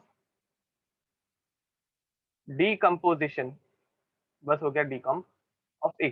ठीक है, तो वो क्या हो जाएगा, इसमें हम लोग 1/2 नहीं लिखेंगे, याद रखो. इंडिविजुअल रेट अगर पूछा होगा तो 1 बाय मतलब स्टोइकोमेट्री से डिवाइड नहीं होता. अब इसके लिए क्या आंसर आएगा. अब माइनस साइन भूल जाओ, तुम लोगों को माइनस साइन से कुछ नहीं करना रहता. वो सिर्फ टाइम पास के लिए रेट पॉजिटिव में ही आता है, इतना याद रखो. तो 10 में से 5 माइनस कर दो, 10 में से 5 माइनस कर दो, चेंज ऑफ कॉन्सेंट्रेशन कितना आया. 10 में से 5 माइनस करोगे, चेंज ऑफ कॉन्सेंट्रेशन कितना आया, 5 आया. देखो मैं क्या बोल रहा हूँ, तुम लोगों को इस माइनस साइन को आगे कंटिन्यू करने की जरूरत नहीं है, रेट हमेशा पॉजिटिव रहता है, इतना याद रखो. तो 5 डिवाइडेड बाय टाइम, कितने टाइम में ये चेंज हुआ है, 20 सेकेंड्स. तो डिवाइडेड बाय 20, इसका आंसर हो जाएगा 1/4. बहुत सारे लोगों ने इसको डिवाइड कर दिया था, मैं बोलूंगा ऐसे ही रखो, कुछ फर्क नहीं पड़ता. ठीक है, अब बी क्या था, B was rate of reaction. अब अगर हमें रेट ऑफ रिएक्शन कंपेयर करना है तो रेट ऑफ रिएक्शन के लिए डीए के लिए इक्वेशन क्या थी, तो -1/2 d A by D T. And अभी जस्ट तुम लोगों ने ऊपर D A by D T का आंसर निकाला था, क्या निकाला था, 1/4. तो 1/4 को अभी तुम लोग 1/2 से डिवाइड कर दो, सॉरी मल्टीप्लाई कर दो, यू विल गेट आंसर 1/8. मैं यूनिट लिखना भूल रहा हूँ, molar per second, molar per second. यहाँ तक किसी को कुछ प्रॉब्लम नहीं आनी चाहिए. अब सी में तुम लोगों को rate of, Prathamesh correct answer है, rate of decomposition of B पूछा था. अब तुम लोगों ने एक बार अगर रेट ऑफ रिएक्शन की इक्वेशन लिख दी है तो rate of decomposition of B क्या है, d B by D T. Rate of decomposition of B क्या है, डीबी बाई डी टी. अब डीबी बाई डी टी अगर निकालना है तो तुम लोग कैसे निकालोगे, डीबी बाई डी टी निकालने के लिए इस 3 को यहाँ पे मल्टीप्लाई कर दोगे. गाइज ये फॉलो हो रहा है सबको, गाइज ये फॉलो हो रहा है सबको कि तुम लोगों को डीबी बाई डी टी अगर निकालना है, आयुष करेक्ट आंसर है, तो तुम लोग यहाँ पे सिर्फ रेट ऑफ रिएक्शन से मल्टीप्लाई करोगे. एंड रेट ऑफ रिएक्शन तुम लोगों ने पार्ट बी में ही निकाल लिया था, रेट ऑफ रिएक्शन तुम लोगों ने पार्ट बी में ही निकाल लिया था. तो रेट ऑफ रिएक्शन को 3 से मल्टीप्लाई कर दो, तो 3 into rate of reaction which is 1/8 and you will get your answer which is 3/8 molar per second. किसी को कंफ्यूजन नहीं हो रहा है ना. And finally rate of formation of C, rate of formation of C क्या आ जाएगा, मैंने क्या बोला, इंडिविजुअल के लिए पूछा तो ये कोएफिशिएंट नहीं रहना चाहिए, सिर्फ डीसी बाई डी आना चाहिए. तो सिर्फ डीसी बाई डी रहेगा, तो इसको इधर मल्टीप्लाई कर दो, खत्म. तो तुम लोगों को आंसर मिल जाएगा. तो रेट ऑफ फॉर्मेशन ऑफ सी, तो वो हो जाएगा 5 into rate of reaction which is 1/8 which is nothing but 5/8 molar per second.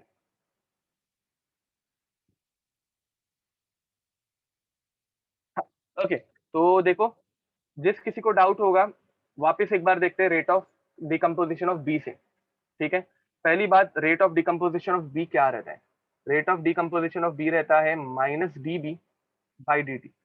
Rate of decomposition of B रहता है minus B B by D T, बराबर। अब हम लोगों को ये minus D B by D T ही निकालना था, हम लोगों को ये minus D B by D T ही निकालना था। अब ऊपर के तुम लोगों को मैंने क्या बोला, ये पहले रेट इक्वेशन लिख लिया करो। ये लिख दिया तो इसमें तुम लोगों को देखो डीबी बाई डी टी दिख रहा होगा। अब डीबी बाई डी टी दिख रहा है तो डीबी बाई डी टी निकालने के लिए क्या करना है, इस 1/3 को सिर्फ रेट ऑफ रिएक्शन से मल्टीप्लाई करना है।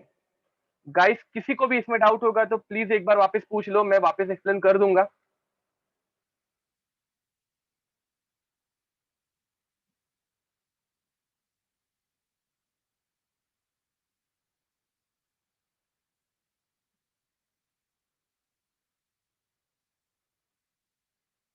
ओके, तो अजिंक्य आता हूं, मैं उस पॉइंट पे भी आता हूं। ठीक है, तो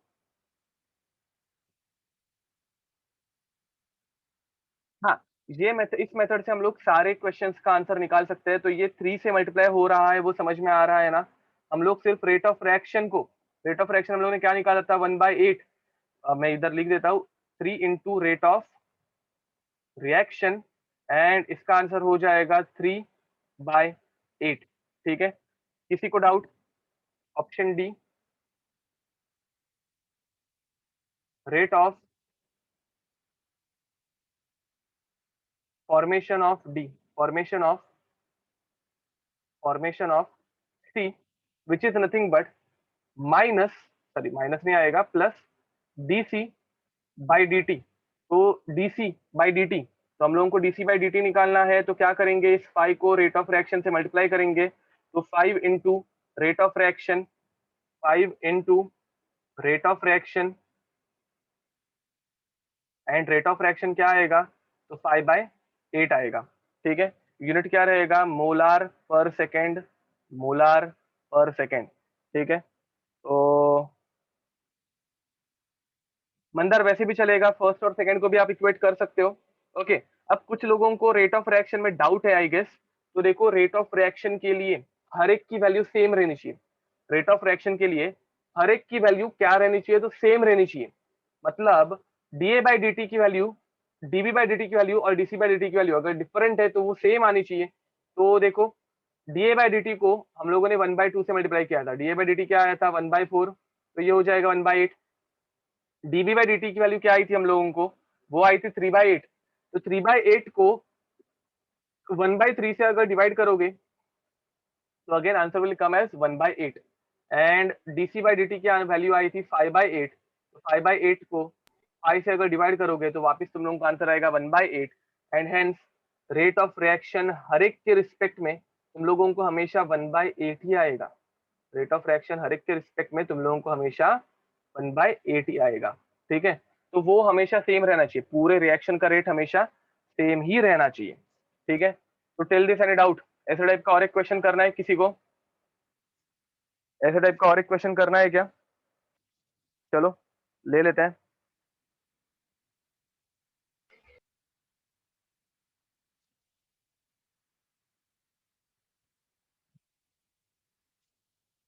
for formation of ammonia from nitrogen,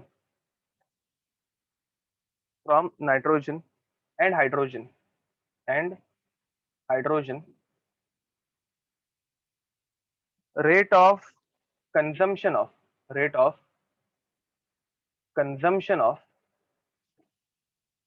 N2 is 1.5 into 10 raised to minus 3 molar per second. Molar per second. Calculate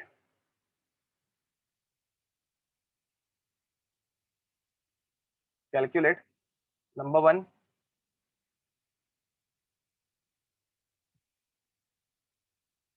rate of consumption of H2 and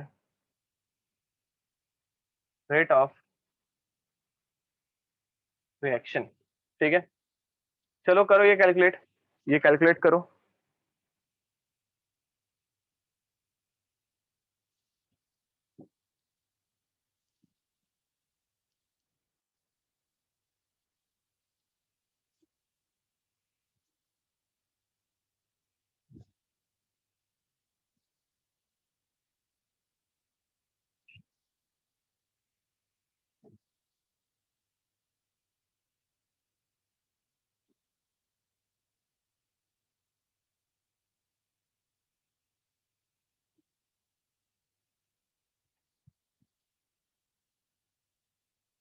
मंदर करेक्ट आंसर है.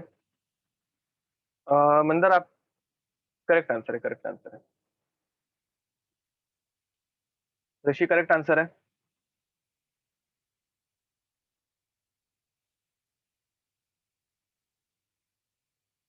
रुष्टि पटेल करेक्ट आंसर है.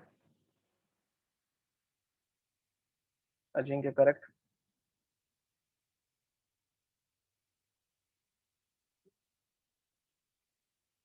Pranav correct. Dhruv correct. Rutuja correct. Rish correct. Correct है. Okay,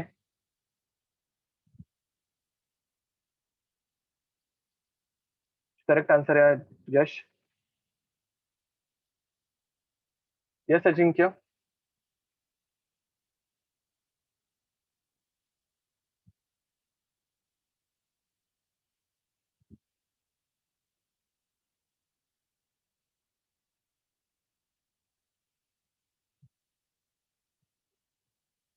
Ayush correct answer है.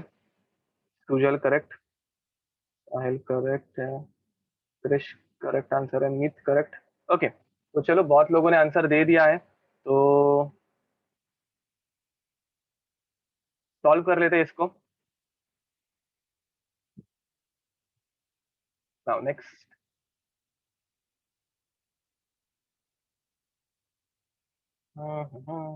Okay, तो सबसे पहले मैंने क्या बताया, तुम लोग रेट ऑफ रिएक्शन का this is not a ether. ठीक है, ये रेट ऑफ रिएक्शन है, तो रेट ऑफ रिएक्शन की एक्सप्रेशन लिख लिया करो. तो अमोनिया की रिएक्शन, ठीक है, हम लोगों को पता है N2 + 3H2 giving you 2NH3. This is the expression. हम लोग क्या लिखेंगे, minus dN2/dt is equals to 1/3, minus आना चाहिए था, 1/3 dH2/dt which is equals to 1/2 dNH3/dt. अब तुम लोगों को जो कुछ पूछा है वो निकाल दो. तो तुम लोगों को पहले से देखे क्या रखा है, तुम लोगों को पहले से rate of formation of ammonia देके रखा है, मतलब dN2/dt देके रखा है. ठीक है, अर्णव करेक्ट आंसर है. आयुष करेक्ट आंसर है. तो तुम लोगों को पहले से ये वैल्यूज देके रखी है. अब तुम लोगों को रेट ऑफ रिएक्शन और rate of consumption of hydrogen पूछा है. तो rate of consumption of hydrogen मैं अभी अगर डायरेक्ट इसको लिख दूं dH2/dt तो चलेगा ना. Rate of consumption of hydrogen is dH2/dt and इसे अगर हम लोगों को निकालना है तो क्या करेंगे, 1/3 से dN2/dt को मल्टीप्लाई कर देंगे. तो 3 से मल्टीप्लाई कर दो किसे, तो माइनस dN2/dt को. एंड dN2/dt तुम लोगों को क्या लिख के दे दिया है मैंने, तुम लोगों को ये दे दिया है 1.5 × 10⁻³ मोलार पर सेकेंड. तो 1.5 को अगर 3 से मल्टीप्लाई करेंगे तो 4.5 × 10⁻³ molar per second answer is there. ठीक है, and option B rate of reaction. ठीक है, option B rate of reaction, this is not either, तो वो हो जाएगा डायरेक्ट तुम लोगों को दिख रहा है माइनस dN2/dt है. एंड माइनस dN2/dt हम लोगों को देके रखा है 1.5 × 10⁻³ molar per second. That's it. Any doubt, लिख लो, ये कंप्लीट कर दो. फिर हम लोग एक जेई मेंस का क्वेश्चन लेंगे, ये लिख दो. Then will take a JEE Mains का question.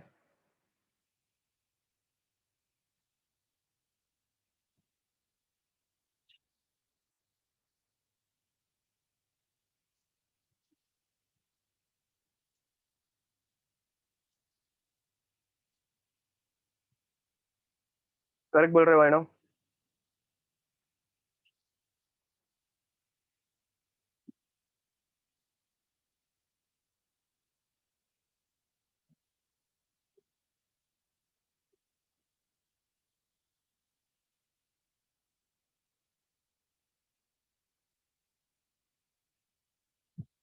So we are not adding them. We are not adding them. We are just equating them. यहाँ पे हम लोग ऐड नहीं कर रहे हैं इनको, इनके बीच में इज इक्वल्स टू का साइन है.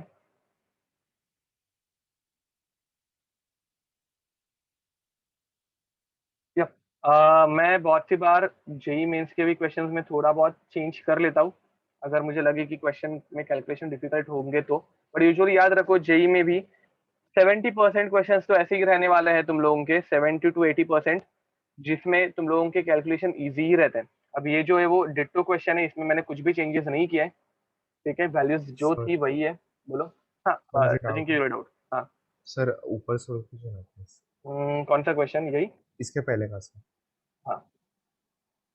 सर इसमें रेट ऑफ हाँ. रिएक्शन हम with respect to some reactant ढूंढते हैं ना, तो हमें कोएफिशिएंट की क्या जरूरत है? मतलब डीए बाई डी टी को we can write d A by D T is equal to 2/3 d B by D T, लिख सिमिलरली सकते इक्वल हैं. टू 2/5। हाँ, सो रेट चलेगा. Of reaction sir d A by D T हो जाएगा ना? हाँ, बट ओके, मुझे क्वेश्चन लेके एक्सप्लेन करना पड़ेगा. चलो करते हैं, करते हैं. तो आप जो बोल रहे हो ना वो वैलिड है. It is valid. तो क्वेश्चन लेके देखते हैं.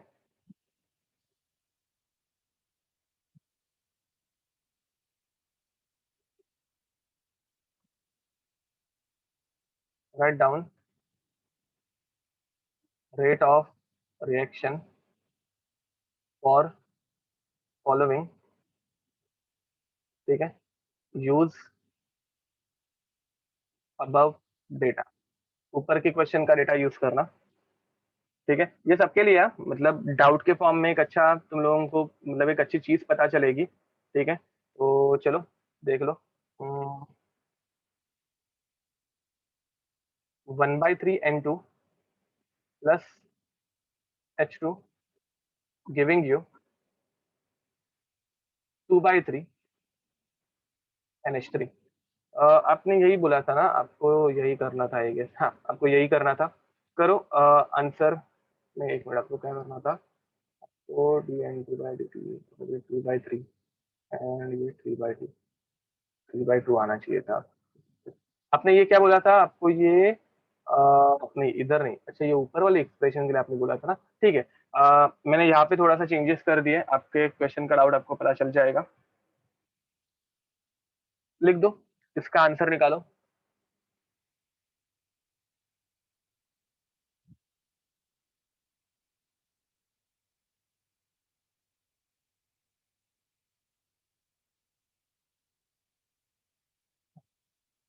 साहिल, we can do it actually. बताओ रेट ऑफ रिएक्शन कितना आ रहा है? नया रेट ऑफ रिएक्शन कितना आ रहा है? ओके, वृष्टि करेक्ट आंसर है. Very nice. Rutuja correct answer है. तुम लोगों को ऊपर की वैल्यूज भी यूज करनी है. ऊपर की वैल्यूज भी यूज करनी है. फॉर्मूला तो बहुत करेक्ट लिख रहे हो तुम लोग हमेशा. जैन करेक्ट आंसर है. यश करेक्ट है. ऋतुजा करेक्ट. अजिंक्य करेक्ट है. अक्षय करेक्ट है. प्रथमेश करेक्ट है. मंदार करेक्ट है.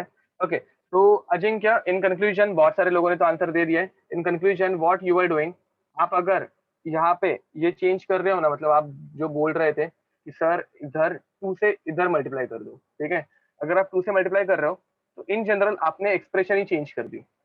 इन जनरल आपने एक्सप्रेशन थोड़ी सी चेंज कर दी. ए का कोइफिशिएंट जो था आपने 1 कर दिया था. ए का कोइफिशिएंट यहाँ पे आपने 1 कर दिया था. अगर ये यहाँ से 2 निकाल दिया हम लोगों ने और 1 रख दिया, मतलब ए का कोएफिशिएंट आपने 1 कर दिया, तो आपने इस इक्वेशन को ए प्लस 3/2 बी प्लस 5/2 सी ये कर दिया था. ठीक है, एंड ऐसा करने से कोएफिशिएंट अगर आपने चेंज कर दिया तो रेट भी चेंज होता है. Rate will depend on coefficient. याद रखना, rate will depend on coefficient. इसलिए मैंने यहाँ पे कोएफिशिएंट चेंज कर दिए. अगर आपने कोएफिशिएंट चेंज कर दिए, ठीक है, मैं ऊपर पहले वो इरेज कर देता हूँ जो कुछ मैंने लिखा था, दिस इज नॉट रिक्वायर्ड हो गया। तो अगर आपने कोएफिशिएंट चेंज कर दिए तो रेट भी चेंज होगा, ठीक है। तो रेट ऑफ रिएक्शन यहाँ पे क्या हो जाएगा, रेट ऑफ रिएक्शन तो -1/1/3, -1/1/3 में डायरेक्ट 3 लिख दूं क्या, चलेगा ये? -1/1/3 डायरेक्ट 3 लिख दिया मैंने, प्लस प्लस बोल रहा हूँ, which is equals to minus dH2 by dt which is equals to 1/3/2, तो 1/2/3 ये हो जाएगा 3/2 of d NH3 by dt। And हम लोगों को पहले से dN2/dt ऊपर के क्वेश्चन में लिख के दे दिया था, dN2/dt अगर दे दिया है तो रेट ऑफ रिएक्शन क्या हो जाएगा यहाँ पे, -3 इंटू, सॉरी माइनस अभी निकल जाएगा ना, माइनस dN2/dt दे के रखा है, तो 1.5 into 10⁻³ answer will become 4.5 into 10⁻³ molar per second. तो इससे हम लोगों को कंक्लूजन क्या मिला, इससे हम लोगों को कंक्लूजन ये मिला कि rate of reaction depends on, note, rate of reaction depends on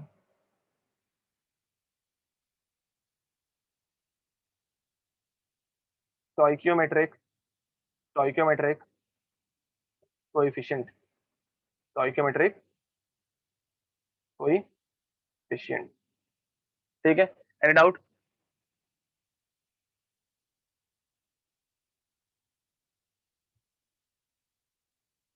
yup, coefficients का रेशियो अगर सेम होगा फिर भी वो चेंज होने ही वाला है। ओके, तो तुम लोग अगर कोएफिशिएंट्स चेंज करोगे तो रेट चेंज होगा, और एग्जाम में जो तुम लोगों को इक्वेशन दी रहेगी उसके हिसाब से ही तुम लोगों को रेट लॉ यूज करना है, ठीक है। तो आई होप ये मतलब क्वेश्चन के थ्रू आपको आंसर मिल गया होगा। चलो आगे बढ़ते हैं। Now let's take a question. Okay, ये बाय द वे मैं यहाँ पे लिखना भूल गया, हाँ, रेट ऑफ रिएक्शन ये जेई 2002 में पूछा था। कभी कभी एकदम इजी क्वेश्चंस भी आ सकते हैं, ठीक है।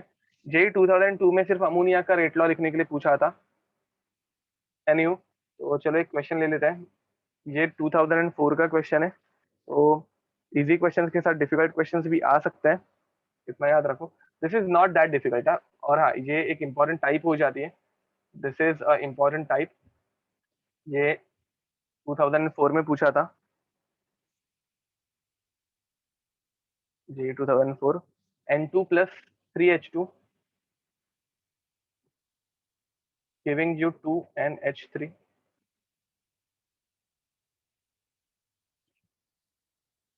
If rate of ammonia is 1.7 gram, if rate of formation of ammonia रहना चाहिए था, बट ठीक है, rate of ammonia is 1.7 kilogram per hour, then calculate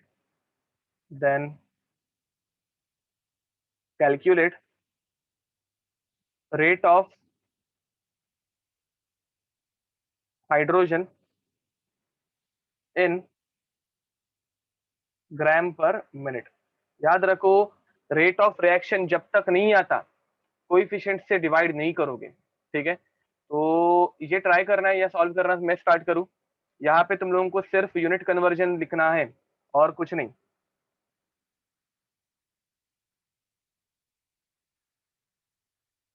Akshay बाद में मुझे एक बार कॉल कर देना, मैं आपको एक्सप्लेन, या फिर कर ही देते हैं, तब तुम लोगों ने रिएक्शन लिख दिया ना। अक्षय देखो, हम लोगों को ऊपर के क्वेश्चन में जो चीज दी थी, हम लोगों को क्या दिया था, for formation of ammonia from N two and this rate of consumption देके रखा था। तो रेट ऑफ कंजम्पशन मतलब क्या, तो -dN2, रेट ऑफ कंजम्पशन मतलब क्या, तो -dN2 upon dt which is nothing but 1.5 into 10⁻³ molar per second. अब आप ये वैल्यू पुट करके देखो, you will get the correct answer. आपने माइनस साइन आई गेस नहीं लिया था, ओके चलो तो आगे बढ़ते हैं। बताओ इसका आंसर गाइज, यहाँ पे आवर्स में है, ठीक है, और तुम लोग को मिनट में कन्वर्ट करने के लिए बोला है, तो रेट बहुत छोटा आने वाला है अभी, सोच समझ के आंसर निकालना।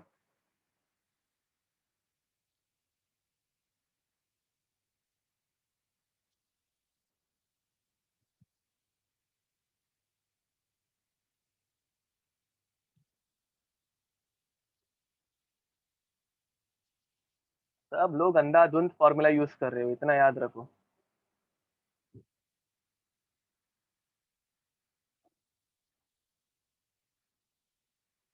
देखो मेंस का क्वेश्चन है, ऐसा भी नहीं एडवांस का है, और थोड़ा सा इसमें मोल कंसेप्ट आ गया है यार, थोड़ा सा मोल कंसेप्ट है।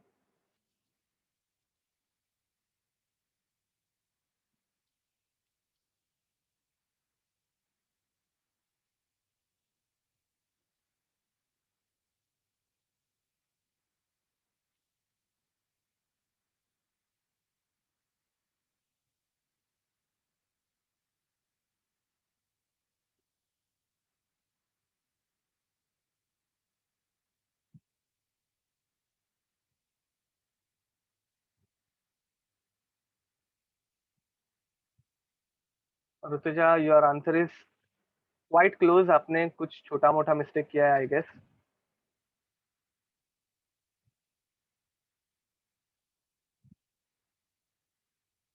ओके चलो आगे बढ़े क्या? चलो सर सब 2 जन। मिनट दो ना। ओके, बहुत सिंपल मिस्टेक कर रहे हो तुम लोग गाइस। फॉर्मूला में हम लोग क्या यूज कर रहे हैं वो एक बार देखो।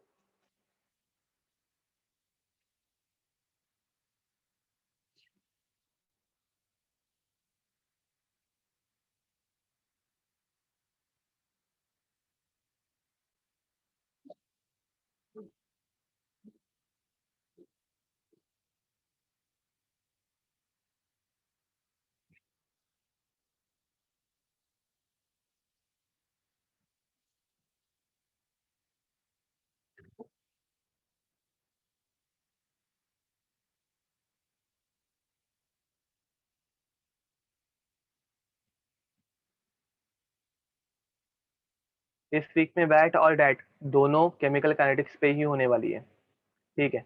चलो बहुत हो गया, सबके आंसर महा भयंकर आ रहे हैं। ओके, कुछ लोग बहुत नजदीक पहुंच गए हैं, तो देखते हैं करेक्ट आंसर नाउ। बहुत लोगों का आंसर 2.5 आ रहा है, एंड ओवर हियर मेरे पास 5 है, तो आई डोंट नो मैंने सॉल्व करते हुए कुछ मिस्टेक की होगी, तो देखते हैं। 2.5 10, बहुत लोगों का आंसर 2.5 आ रहा है, कुछ लोगों का आंसर 10 आ रहा है, मेरा आंसर बीच में 5 आ रहा है। तो देखते हैं अभी क्या एग्जैक्ट आंसर है। फर्स्ट ऑफ ऑल, तुम लोगों ने जो रेट लिखा है, रेट एक्सप्रेशन तुम लोगों ने जो लिखी है अभी तक, उसमें तुम लोग क्या लिख रहे थे? dc/dt लिख रहे थे ना। अब मुझे बताओ, this C stands for what? This C stands for concentration. This C stands for concentration. And तुम लोगों को यहाँ पे मैंने क्या दिया है? तुम लोगों को यहाँ पे मैंने क्या दिया है? ओके 5 आ रहा है, ओके गुड। तो तुम लोगों को यहाँ पे मैंने क्या दिया है? 1.7 kg पर आवर्स दिए है। तो भाई एटलीस्ट मास को मोल्स में कन्वर्ट करो। देखो रिएक्शन अगर होगी, इतना याद रखो, जब रिएक्शन होती है ना, तो एक वेसल में होती है जो कि क्लोज रहता है, बंद वेसल में होती है। तो रिएक्शन में वॉल्यूम कांस्टेंट रहता है, तो वॉल्यूम को कॉन्सेंट्रेशन में से इग्नोर मार सकते हो, एटलीस्ट नंबर ऑफ मोल्स को तो मत मारो। Rate is change in concentration या फिर change in quantity upon time, but ये क्वांटिटी केजी में कैसे लोगे? नंबर ऑफ मोल्स में तो एटलीस्ट ले लो। समझ में आ रहा है मैं क्या बोल रहा हूँ? तो पहले number of moles of ammonia, number of moles of ammonia निकालेंगे, तो 1700 डिवाइडेड बाय 17। समझ में आ रहा है मैं क्या बोल रहा हूँ? मतलब अमोनिया के 100 मोल 1 घंटे में बन रहे हैं, अमोनिया के 100 मोल्स 1 घंटे में बन रहे हैं। ये फॉलो हुआ क्या? देखो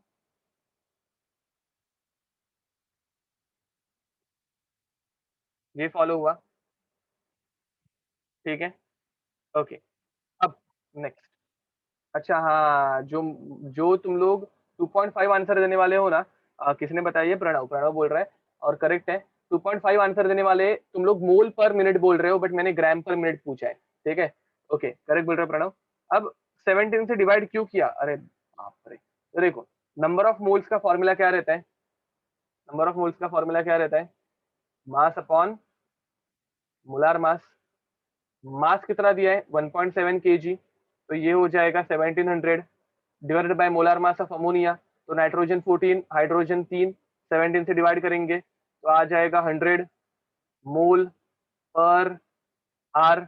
एक घंटे में 100 मोल्स डिकम्पोज हो रहे हैं, किसके? अमोनिया के। हम लोगों को किसके मोल्स चाहिए? हम लोगों को हाइड्रोजन के चाहिए। तो अमोनिया और हाइड्रोजन के बीच में रिलेशनशिप निकालो। तो अमोनिया का रिलेशनशिप कैसे आएगा? 1/2 DNH3। अभी मैं ये डायरेक्ट लिखूंगा तो चलेगा ना? हेबर्स प्रोसेस की इक्वेशन हम लोगों ने बहुत बार लिखी है, सिर्फ कोएफिशिएंट से डिवाइड करना है, which is equals to 1/3 dN2/dt। Guys, are you getting it कि मुझे पूरा लिखने की बार बार जरूरत है? ये डायरेक्ट में लिखूंगा तो चलेगा ना, कोएफिशिएंट को डिवाइड करके। अब माइनस साइन लिखना है तो लिखो, नहीं लिखना है तो मत लिखो। रेट इज ऑलवेज पॉजिटिव, इतना याद रखना है तुम लोगों को, ठीक है? अब हम लोगों को अमोनिया का डिकम्पोजिशन देके रखा है, हम लोगों को अमोनिया का डिकम्पोजिशन देके रखा है 100 मोल पर आर। तो ये क्या हो जाएगा? 1/3 Q. Guys 1/3 because hydrogen, calculate rate of hydrogen पूछा है ना, हाइड्रोजन का कोएफिशिएंट 3 है, इसलिए हम लोग 1/3 से डिवाइड करेंगे। नाइट्रोजन पूछा रहता तो 1/3 से डिवीजन नहीं होती। सर आपने वहाँ पर नाइट्रोजन लिखा है किधर? सर, वो डी 1/3 DNH2 लिखा है सर आपने। अच्छा D DNH2, okay okay, NH2, हाँ ओके। ये NH2 नहीं आना चाहिए था, हाइड्रोजन। करेक्ट, हम लोगों को हाइड्रोजन पूछा है तो हाइड्रोजन निकालना है, करेक्ट, सॉरी। तो हाइड्रोजन, ठीक है, तो इसलिए हम लोगों ने 1/3 यूज किया। अब क्या होगा?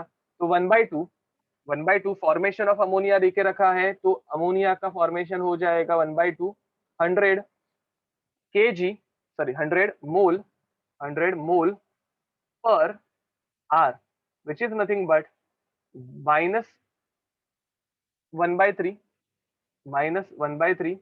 DH2/dt। अब ये हो जाएगा 1 जा, ये हो जाएगा 50 जा, ये 3 इधर चला जाएगा, तो minus DH2/dt which is rate of reaction with respect to H2, ठीक है? यही हम लोगों को पूछा है। ये क्या हो जाएगा? 150 मोल पर आर। बट तुम लोगों को एक घंटे के लिए नहीं पूछा है, तुम लोगों को 1 मिनट के लिए पूछा है, तो अभी यूनिट कन्वर्जन करो। एक घंटे में अगर 150, तो 1 मिनट में कितने? तुम लोग क्या करोगे?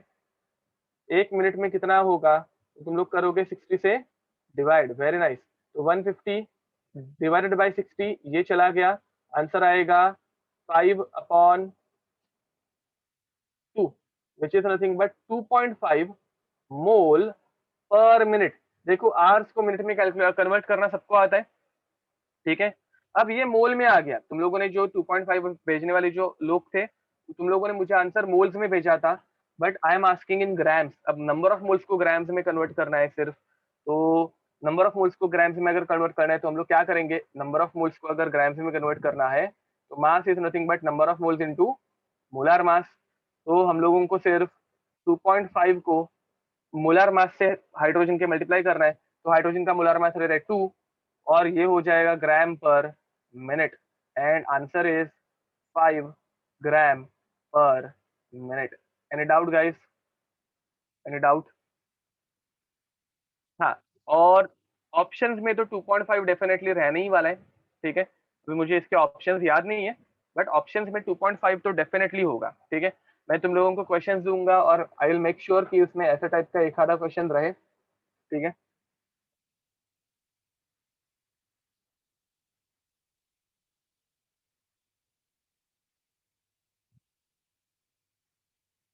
नहीं ऋतुजा, वैसा नहीं कर सकते हम लोगों को टर्म्स क्लैरिफाई होने चाहिए। याद रखो, यहाँ पे तुम लोगों को रेट ऑफ अमोनिया दिया था। रेट ऑफ अमोनिया मतलब क्या? तो -DNH3 डिवाइडेड बाई dt दिया था, ठीक है? Unless and until rate of reaction नहीं आता, तुम लोग कभी भी स्टोइकोमेट्रिक कोएफिशिएंट से डिवाइड नहीं करोगे, ठीक है। याद रखना, रेट ऑफ अमोनिया दिया है तो सिर्फ dNH3/dt ही आना चाहिए। स्टोइकोमेट्रिक कोएफिशिएंट जब कब आएगा, जब रेट ऑफ रिएक्शन होगा। Okay, will take a small break, ठीक है, 5 मिनट्स का, एंड देन विल कंटिन्यू। चलो रेस्ट कर लो, उसके बाद कुछ नया स्टार्ट करेंगे।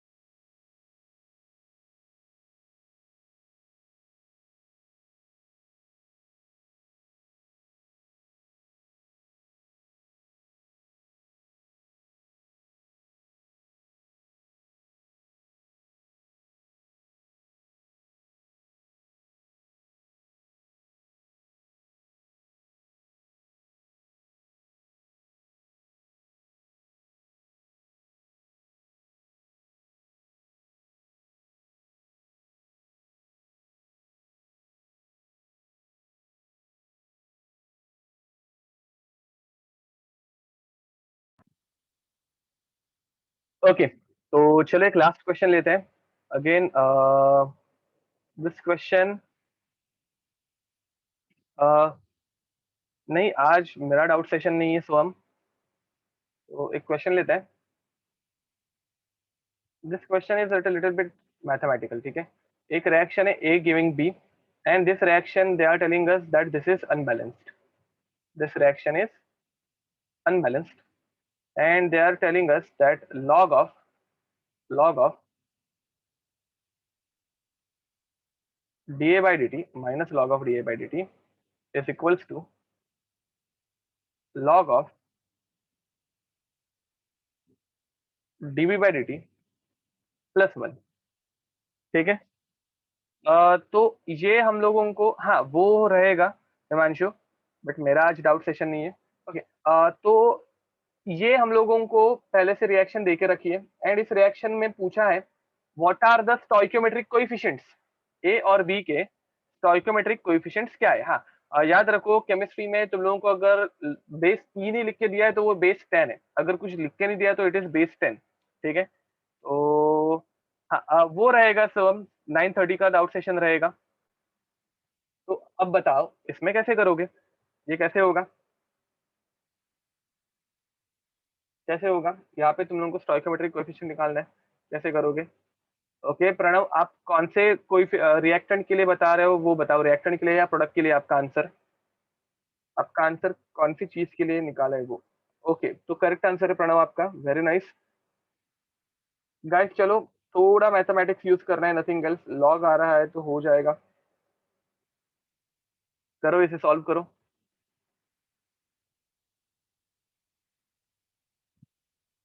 Yes, okay. Mandar correct answer है, गुड, करेक्ट बोल रहे हो हेत। ट्राई करो, ट्राई करो। कोएफिशिएंट्स बताओ मुझे, ए का कोएफिशिएंट क्या आएगा वो बताओ, ए या फिर बी, दोनों में से कोई भी एक का कोएफिशिएंट बताओ।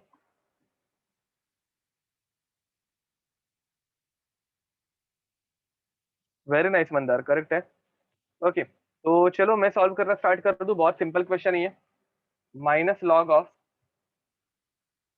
अगेन मेंस लेवल पे ऐसे टाइप का क्वेश्चन आना जरा डिफिकल्ट है। सॉरी, मेंस लेवल पे बोल रहा हूँ, नीट लेवल पे ऐसे टाइप का क्वेश्चन आना जरा डिफिकल्ट है, बिकॉज तुम लोगों को मैथमेटिकल क्वेश्चन ज्यादा नहीं पूछे जाते, ठीक है। तो नीट स्टूडेंट्स फिर भी एक बार देख लो। अब लॉग ऑफ, लॉग में तुम लोगों को सारा फ्रेम करके दिया है आंसर या फिर इक्वेशन, तो 1 क्यों लो, हम लोग इसको भी लॉग में कन्वर्ट कर देते हैं। Log of 1 is nothing but, sorry log of 10 is nothing but 1, ठीक है, या फिर 1 is nothing but log of 10, ठीक है।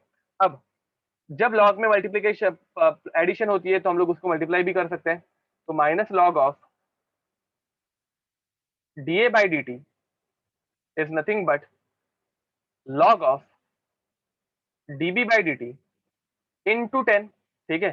तो इंटू 10, तो इसे हम लोग dv बाय dt इंटू 10 ऐसे भी लिख सकते हैं, ठीक है। अब एंटी लॉग ले लो, एंटी लॉग ले लोगे तो ये माइनस लॉग और ये लॉग कैंसिल आउट हो जाएंगे, ठीक है। तो हम लोगों के पास इक्वेशन क्या बचेगी, minus d A by D T is equals to 10 db by D T. Guys समझ में आ रहा है।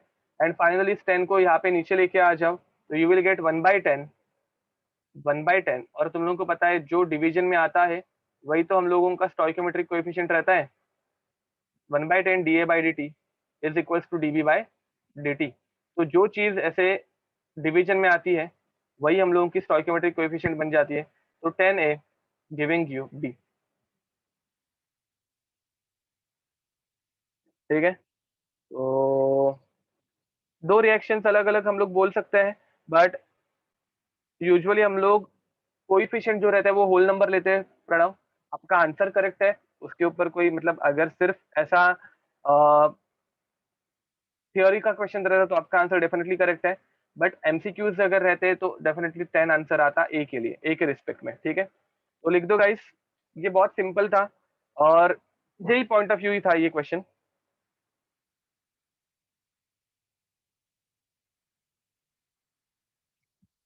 इसे तुम लोग अलग अलग मेथड से सॉल्व कर सकते हो।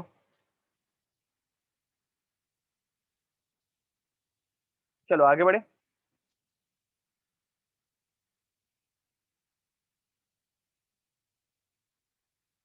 ट्विन वैसे कर सकते हैं, बट वैसे करके कुछ मिलेगा ही नहीं ना, हम लोगों को D A by D T required रहता है, D T by D A नहीं, इसीलिए वैसे नहीं करेंगे। ओके, तो yes Shravani, sometimes, most of the time actually. Okay, तो factors affecting reaction, next point is factors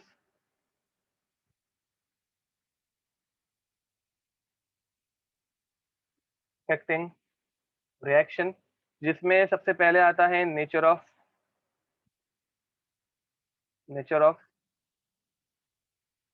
reaction, number 2 is concentration of reactants, number 3 temperature, number 4 catalyst। ये चार हम लोग स्टडी करने वाले हैं, इन चार के ऊपर हम लोगों को क्वेश्चन आते हैं एंड यही सबसे इंपॉर्टेंट है, ठीक है। हाँ, इवन कैटलिस्ट। तो factors affecting rate, correct, factors affecting rate, factors affecting rate, ठीक है। अब इसमें सबसे इंपॉर्टेंट कौन सा है, तो इसमें सबसे इंपॉर्टेंट है कॉन्सेंट्रेशन ऑफ रिएक्टेंट, उसके बाद टेम्परेचर और उसके बाद कैटलिस्ट, ठीक है। कैटलिस्ट के ऊपर तुम लोगों को थियोरेटिकल क्वेश्चंस बनते हैं, ज्यादा न्यूमेरिकल बेस्ड क्वेश्चंस नहीं बनते यहाँ पे, ठीक है। तो अब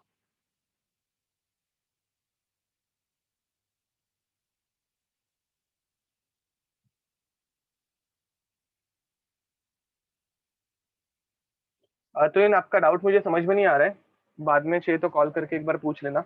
ओके, तो let's start with nature of reaction which is least important. अगर इनका इंपॉर्टेंस बताने जाऊँ तो कॉन्सेंट्रेशन को double star, temperature single star, catalyst single star, but nature of reaction के ऊपर कभी भी क्वेश्चन नहीं आता, ठीक है। तो नहीं, ये ली-चटलेस प्रिंसिपल से बहुत अलग है। तो let's start with nature of reactant, sorry nature of reaction, nature of reaction. अब नेचर ऑफ रिएक्शन में पहले तो आता है फेज, ठीक है। नंबर ए इज फेज, कौन से फेज में वो प्रेजेंट है। अब मुझे बताओ, गैस फेज में ज्यादा फास्ट रिएक्शन होगी, लिक्विड फेज में ज्यादा फास्ट रिएक्शन होगी, या सॉलिड फेज में ज्यादा फास्ट रिएक्शन होगी। परफेक्ट, करेक्ट बोल रहे हो, गैस फेज में। तो याद रखो, इसके ऊपर तुम लोगों को सिर्फ थियरी के क्वेश्चन बनेंगे कि कहाँ पे फास्ट रिएक्शन होगी, तो गैस फेज में, ठीक है। अब मुझे बताओ, होमोजेनस मिक्सचर होगा तो रिएक्शन फास्ट होगी या हेट्रोजेनस? जब दो चीजें मस्त में मिक्स हो गई है तब रिएक्शन फास्ट होगी, या जब मिक्स नहीं हुए तभी?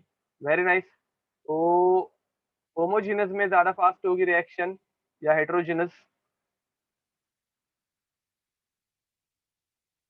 तो डेफिनेटली कब फास्ट होगी, तो होमोजेनस में होगी। वेरी नाइस, ठीक है।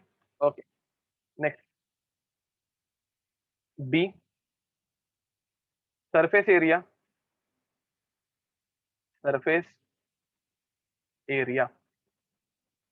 ओके, अब समझो मेरे पास एक रिएक्टेंट है, ठीक है, ऐसा एक दिखने वाला रिएक्टेंट है। हमेशा याद रखो, रिएक्टेंट कहाँ से रिएक्ट करेगा, मतलब इसके ऊपर अभी रिएक्शन जब होगी, समझ लो ये ऑक्सीजन के साथ रिएक्ट कर रहा है, तो ये अंदर से रिएक्ट करना स्टार्ट होगा क्या? वो क्यूब के अंदर से यहाँ पे से एक मॉलिक्यूल आया और वो रिएक्ट करना स्टार्ट हुआ, ऐसे होता है? या सरफेस पे वो रिएक्ट करता है, या वो सरफेस पे रिएक्ट करता है? सरफेस पे करेगा। Very nice. अब समझो मैंने इसको बीच में से कट कर दिया, अब समझो मैंने इसको बीच में से कट कर दिया, ऐसे कर दिया, तुम लोगों को डायग्राम बनाने की जरूरत नहीं है, बीच में से कट कर दिया। तो बीच में से जैसे ही मैंने इसको कट कर दिया, मुझे बताओ मेरे पास ये एक नई सरफेस आई कि नहीं आई? मेरे पास एक नई सरफेस जनरेट हुई। तो अगर मेरे पास नई सरफेस जनरेट हुई तो रिएक्शन फास्ट होगी कि नहीं होगी? डेफिनेटली होगी। परफेक्ट। अब समझो मैंने इसकी पाउडर बना दी, पूरा चूरा चूरा, पूरी तरह से पाउडर बना दी। अब मुझे बताओ रिएक्शन और फास्ट होगी क्या? ऑब्वियसली तुम लोगों को पता होगा, लैब में कुछ होता नहीं होगा, तो एक हम लोग दो चीजें करते हैं, एक तो रिएक्टेंट की पाउडर बनाते हैं और फिर टेस्ट ट्यूब में ऐड करते हैं। या फिर पकड़ते उसको आग के ऊपर रख देते हैं, बराबर के नहीं। तो हम लोगों को सरफेस एरिया के बारे में अगर देखे जाए तो ज्यादा सरफेस एरिया ज्यादा रेट ऑफ रिएक्शन, ठीक है। तो rate of reaction is directly proportional to surface area, ठीक है। तो एनी डाउट? अब next part C is chemical nature. Part C is chemical nature. अब मुझे बताओ, तुम लोगों का रिएक्टेंट गोल्ड है, तुम लोगों का रिएक्टेंट क्या है? गोल्ड है। रिएक्ट करेगा क्या? हमारा रिएक्टेंट जो है वो गोल्ड है, गोल्ड रिएक्ट करेगा क्या? नहीं करेगा। गोल्ड क्यों नहीं रिएक्ट करेगा? गोल्ड क्यों नहीं रिएक्ट करेगा? Because it is less reactive, non reactive, और else I can say that it is highly stable, noble metal है तो इट इज हाईली स्टेबल, ऐसे भी बोल सकते हैं। करेक्ट और रॉन्ग? इनर्ट है तो इट इज हाईली स्टेबल। तो अगर रिएक्टेंट तुम लोगों का बहुत स्टेबल होगा तो रेट बढ़ेगा या कम होगा? रिएक्टेंट अगर बहुत स्टेबल होगा तो रेट कम होगा। तो rate is inversely proportional to stability. किसके? तो प्रोडक्ट की स्टेबिलिटी, सॉरी रिएक्टेंट की स्टेबिलिटी, ठीक है। Rate is inversely proportional to stability of reactant. But तुम लोगों का रिएक्टेंट बहुत ज्यादा अनस्टेबल है और प्रोडक्ट बहुत ज्यादा स्टेबल है, प्रोडक्ट जो बनेगा वो बहुत ज्यादा स्टेबल होगा, तो रिएक्शन बहुत फास्ट होगी या नहीं होगी? तो रिएक्शन बहुत फास्ट होगी या नहीं होगी? प्रोडक्ट जो बनने वाला है वो बहुत स्टेबल है तो रिएक्शन फास्ट होगी कि नहीं? डेफिनेटली फास्ट होगी। तो rate of reaction is directly proportional to stability of, it is directly proportional to stability of product, ठीक है। तो तुम लोगों को ऐसा भी क्वेश्चन आ सकता है, बट ये सिर्फ थियरी है, थोड़ी सी थियरी मैंने बता दी। इनके ऊपर तुम लोगों को थ्योरेटिकल क्वेश्चन आएगा। Rate of reaction is fastest in which? तो गैसियस फेज में और होमोजेनियस फेज में, या फिर ज्यादा सरफेस एरिया के साथ, या फिर स्टेबिलिटी के साथ, ठीक है। तो इनके ऊपर थियरी के क्वेश्चन आएंगे, इसके ऊपर न्यूमेरिकल्स नहीं बन पाएंगे। Any doubt?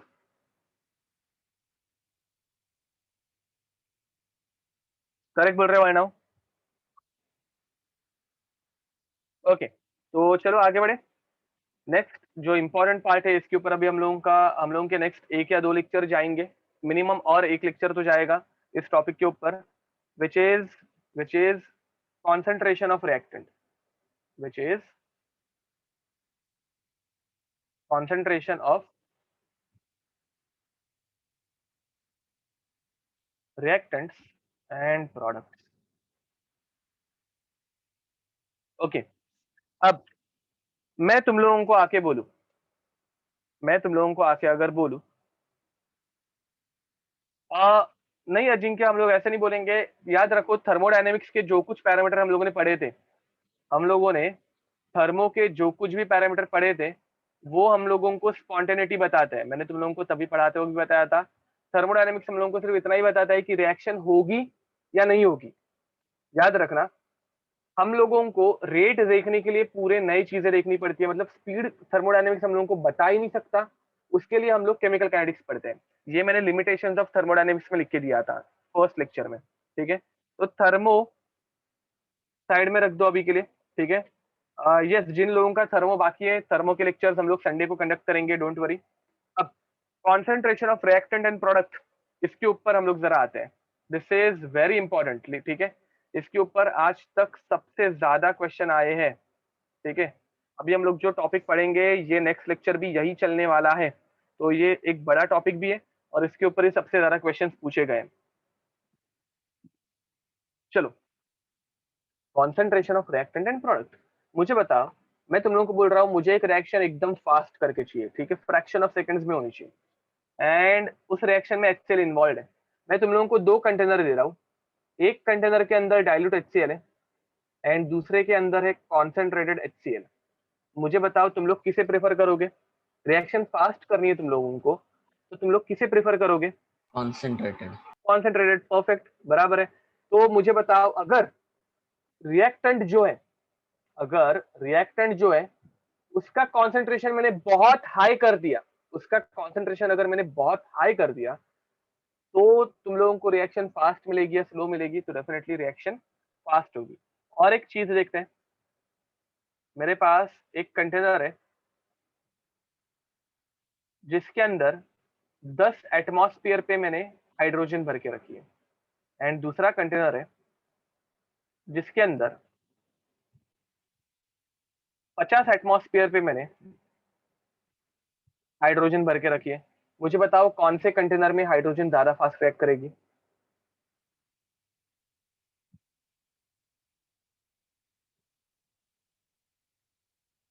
अरे एटमॉस्फेयर मतलब क्या? तो गैस का कॉन्सेंट्रेशन रहता है, ज्यादा गैस के मॉलिक्यूल ज्यादा प्रेशर, बराबर ना? यहाँ पे ज्यादा मॉलिक्यूल से ज्यादा कोलिजन होंगे तो ज्यादा प्रेशर जनरेट होगा। तो याद रखो, करेक्ट बोल रहे हो सब जन, 50 एटमॉस्फेयर वाला सबसे ज्यादा फास्ट ट्रैक करेगा। ठीक है, तो मैं ऐसे बोल सकता हूँ क्या? See this is pressure but this is nothing but concentration term ही। ठीक है, तो मैं ऐसे बोल सकता हूँ क्या?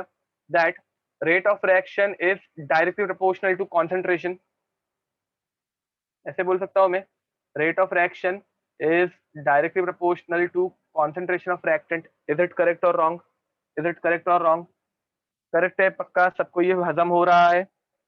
Rate of reaction is directly proportional to concentration. Okay. अब इसके ऊपर एक रहता है छोटू सा x, ठीक है, इसे हम लोग बोलते हैं रेट लॉ, इसे हम लोग बोलते हैं रेट लॉ। ठीक है, तो अब प्रपोर्शनैलिटी निकालने के लिए हम लोग क्या करेंगे? प्रपोर्शनैलिटी निकालने के लिए हम लोग क्या करेंगे? तो rate is directly proportional, proportionality निकालने के लिए हम लोग क्या करेंगे? Is equals to K concentration of reactant raise to x.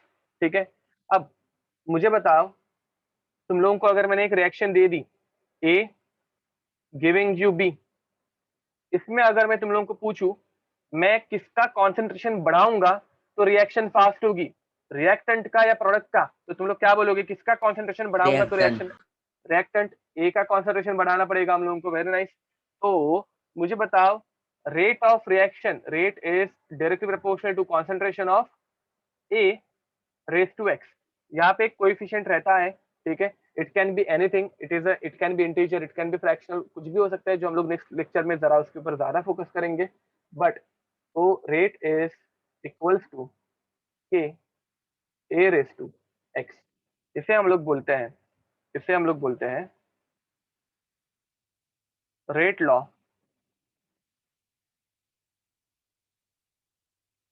Expression और एल्स एम्पिरिकल रेट लॉ। अब मैंने तुम लोगों को एक जमाने में एम्पिरिकल फॉर्मूला पढ़ाया था और तभी मैंने बताया था एम्पिरिकल इस वर्ड का मीनिंग। किसी को याद है एम्पिरिकल इस वर्ड का मीनिंग क्या रहता है? एम्पिरिकल इस वर्ड का मीनिंग क्या रहता है?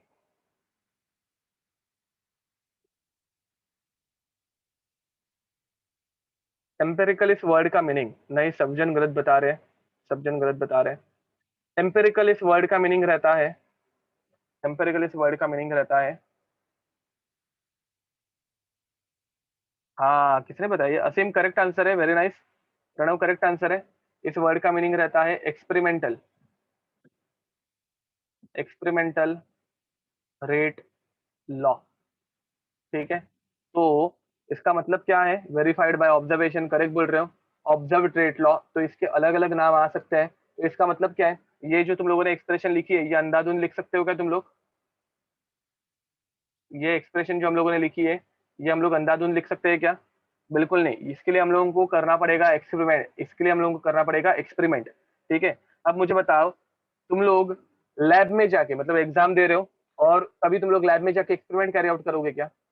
तभी तुम लोग लैब में जाके एक्सपेरिमेंट कैरी आउट करोगे क्या? Obviously it is not possible by us. तो अगर तुम लोग एक्सपेरिमेंट नहीं कर सकते तो ये रेट लॉ तुम लोगों को पहले से देने चाहिए। मैं क्या बोल रहा हूँ समझ में आ रहा है? अगर हम लोग लैब में जाके ये डिराइव नहीं कर सकते, ऑब्जर्व नहीं कर सकते, तो रेट लॉ क्या होना चाहिए? हमेशा गिवन रहना चाहिए। तो याद रखो, एक छोटी सी नोट, एक छोटी सी note,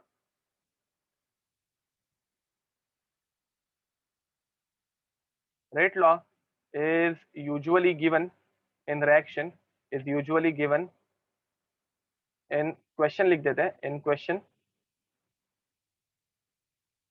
or else it is calculated। तुम लोगों को एक तो रेट लॉ के लिए पहले से गिवन रहेगा रेट लॉ, या फिर तुम लोगों को वो कैलकुलेट करना पड़ेगा, कुछ तो डेटा दिया रहेगा उससे तुम लोगों को कैलकुलेट करना पड़ेगा। ठीक है, यप। रेट लॉ प्रैक्टिकल्स के थ्रू हम लोग कैलकुलेट करते, प्रैक्टिकल्स करके हम लोग इसको बनाते हैं, ठीक है, जो कि तुम लोगों के 11th-12th के सिलेबस में वो प्रैक्टिकल था ही नहीं।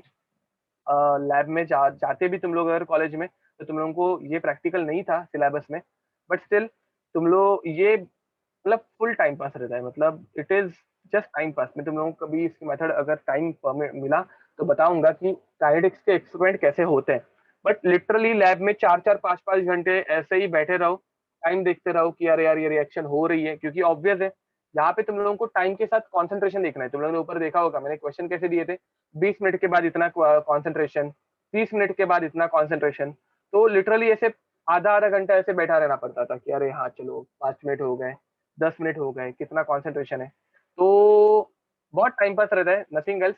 बट ठीक है, कॉन्सेंट्रेशन के साथ हाँ, और टाइम पास एक अच्छा रहता है, लैब में टाइम पास करना अच्छा ही लगता है सबको। तो ये बाकी सारा ये एक्स क्या रहता है, what is this X and why rate law और else how rate law is used, वो सारी चीजें हम लोग नेक्स्ट लेक्चर में पढ़ेंगे, ठीक है। अभी के लिए विल स्टॉप हो गया, ठीक है। तो यस कार्तिक बराबर बोल रहे हो, it is called as order, but next lecture में हम लोग कंटिन्यू करेंगे। तो चलो वी कैन स्टॉप हो here now guys, see you next time, bye bye and God bless you, bye bye everyone. Yup Bye, sir. Bye, yup bye Sir, guys, thank you, sir. Bye bye sir. Bye, sir. Bye bye bye,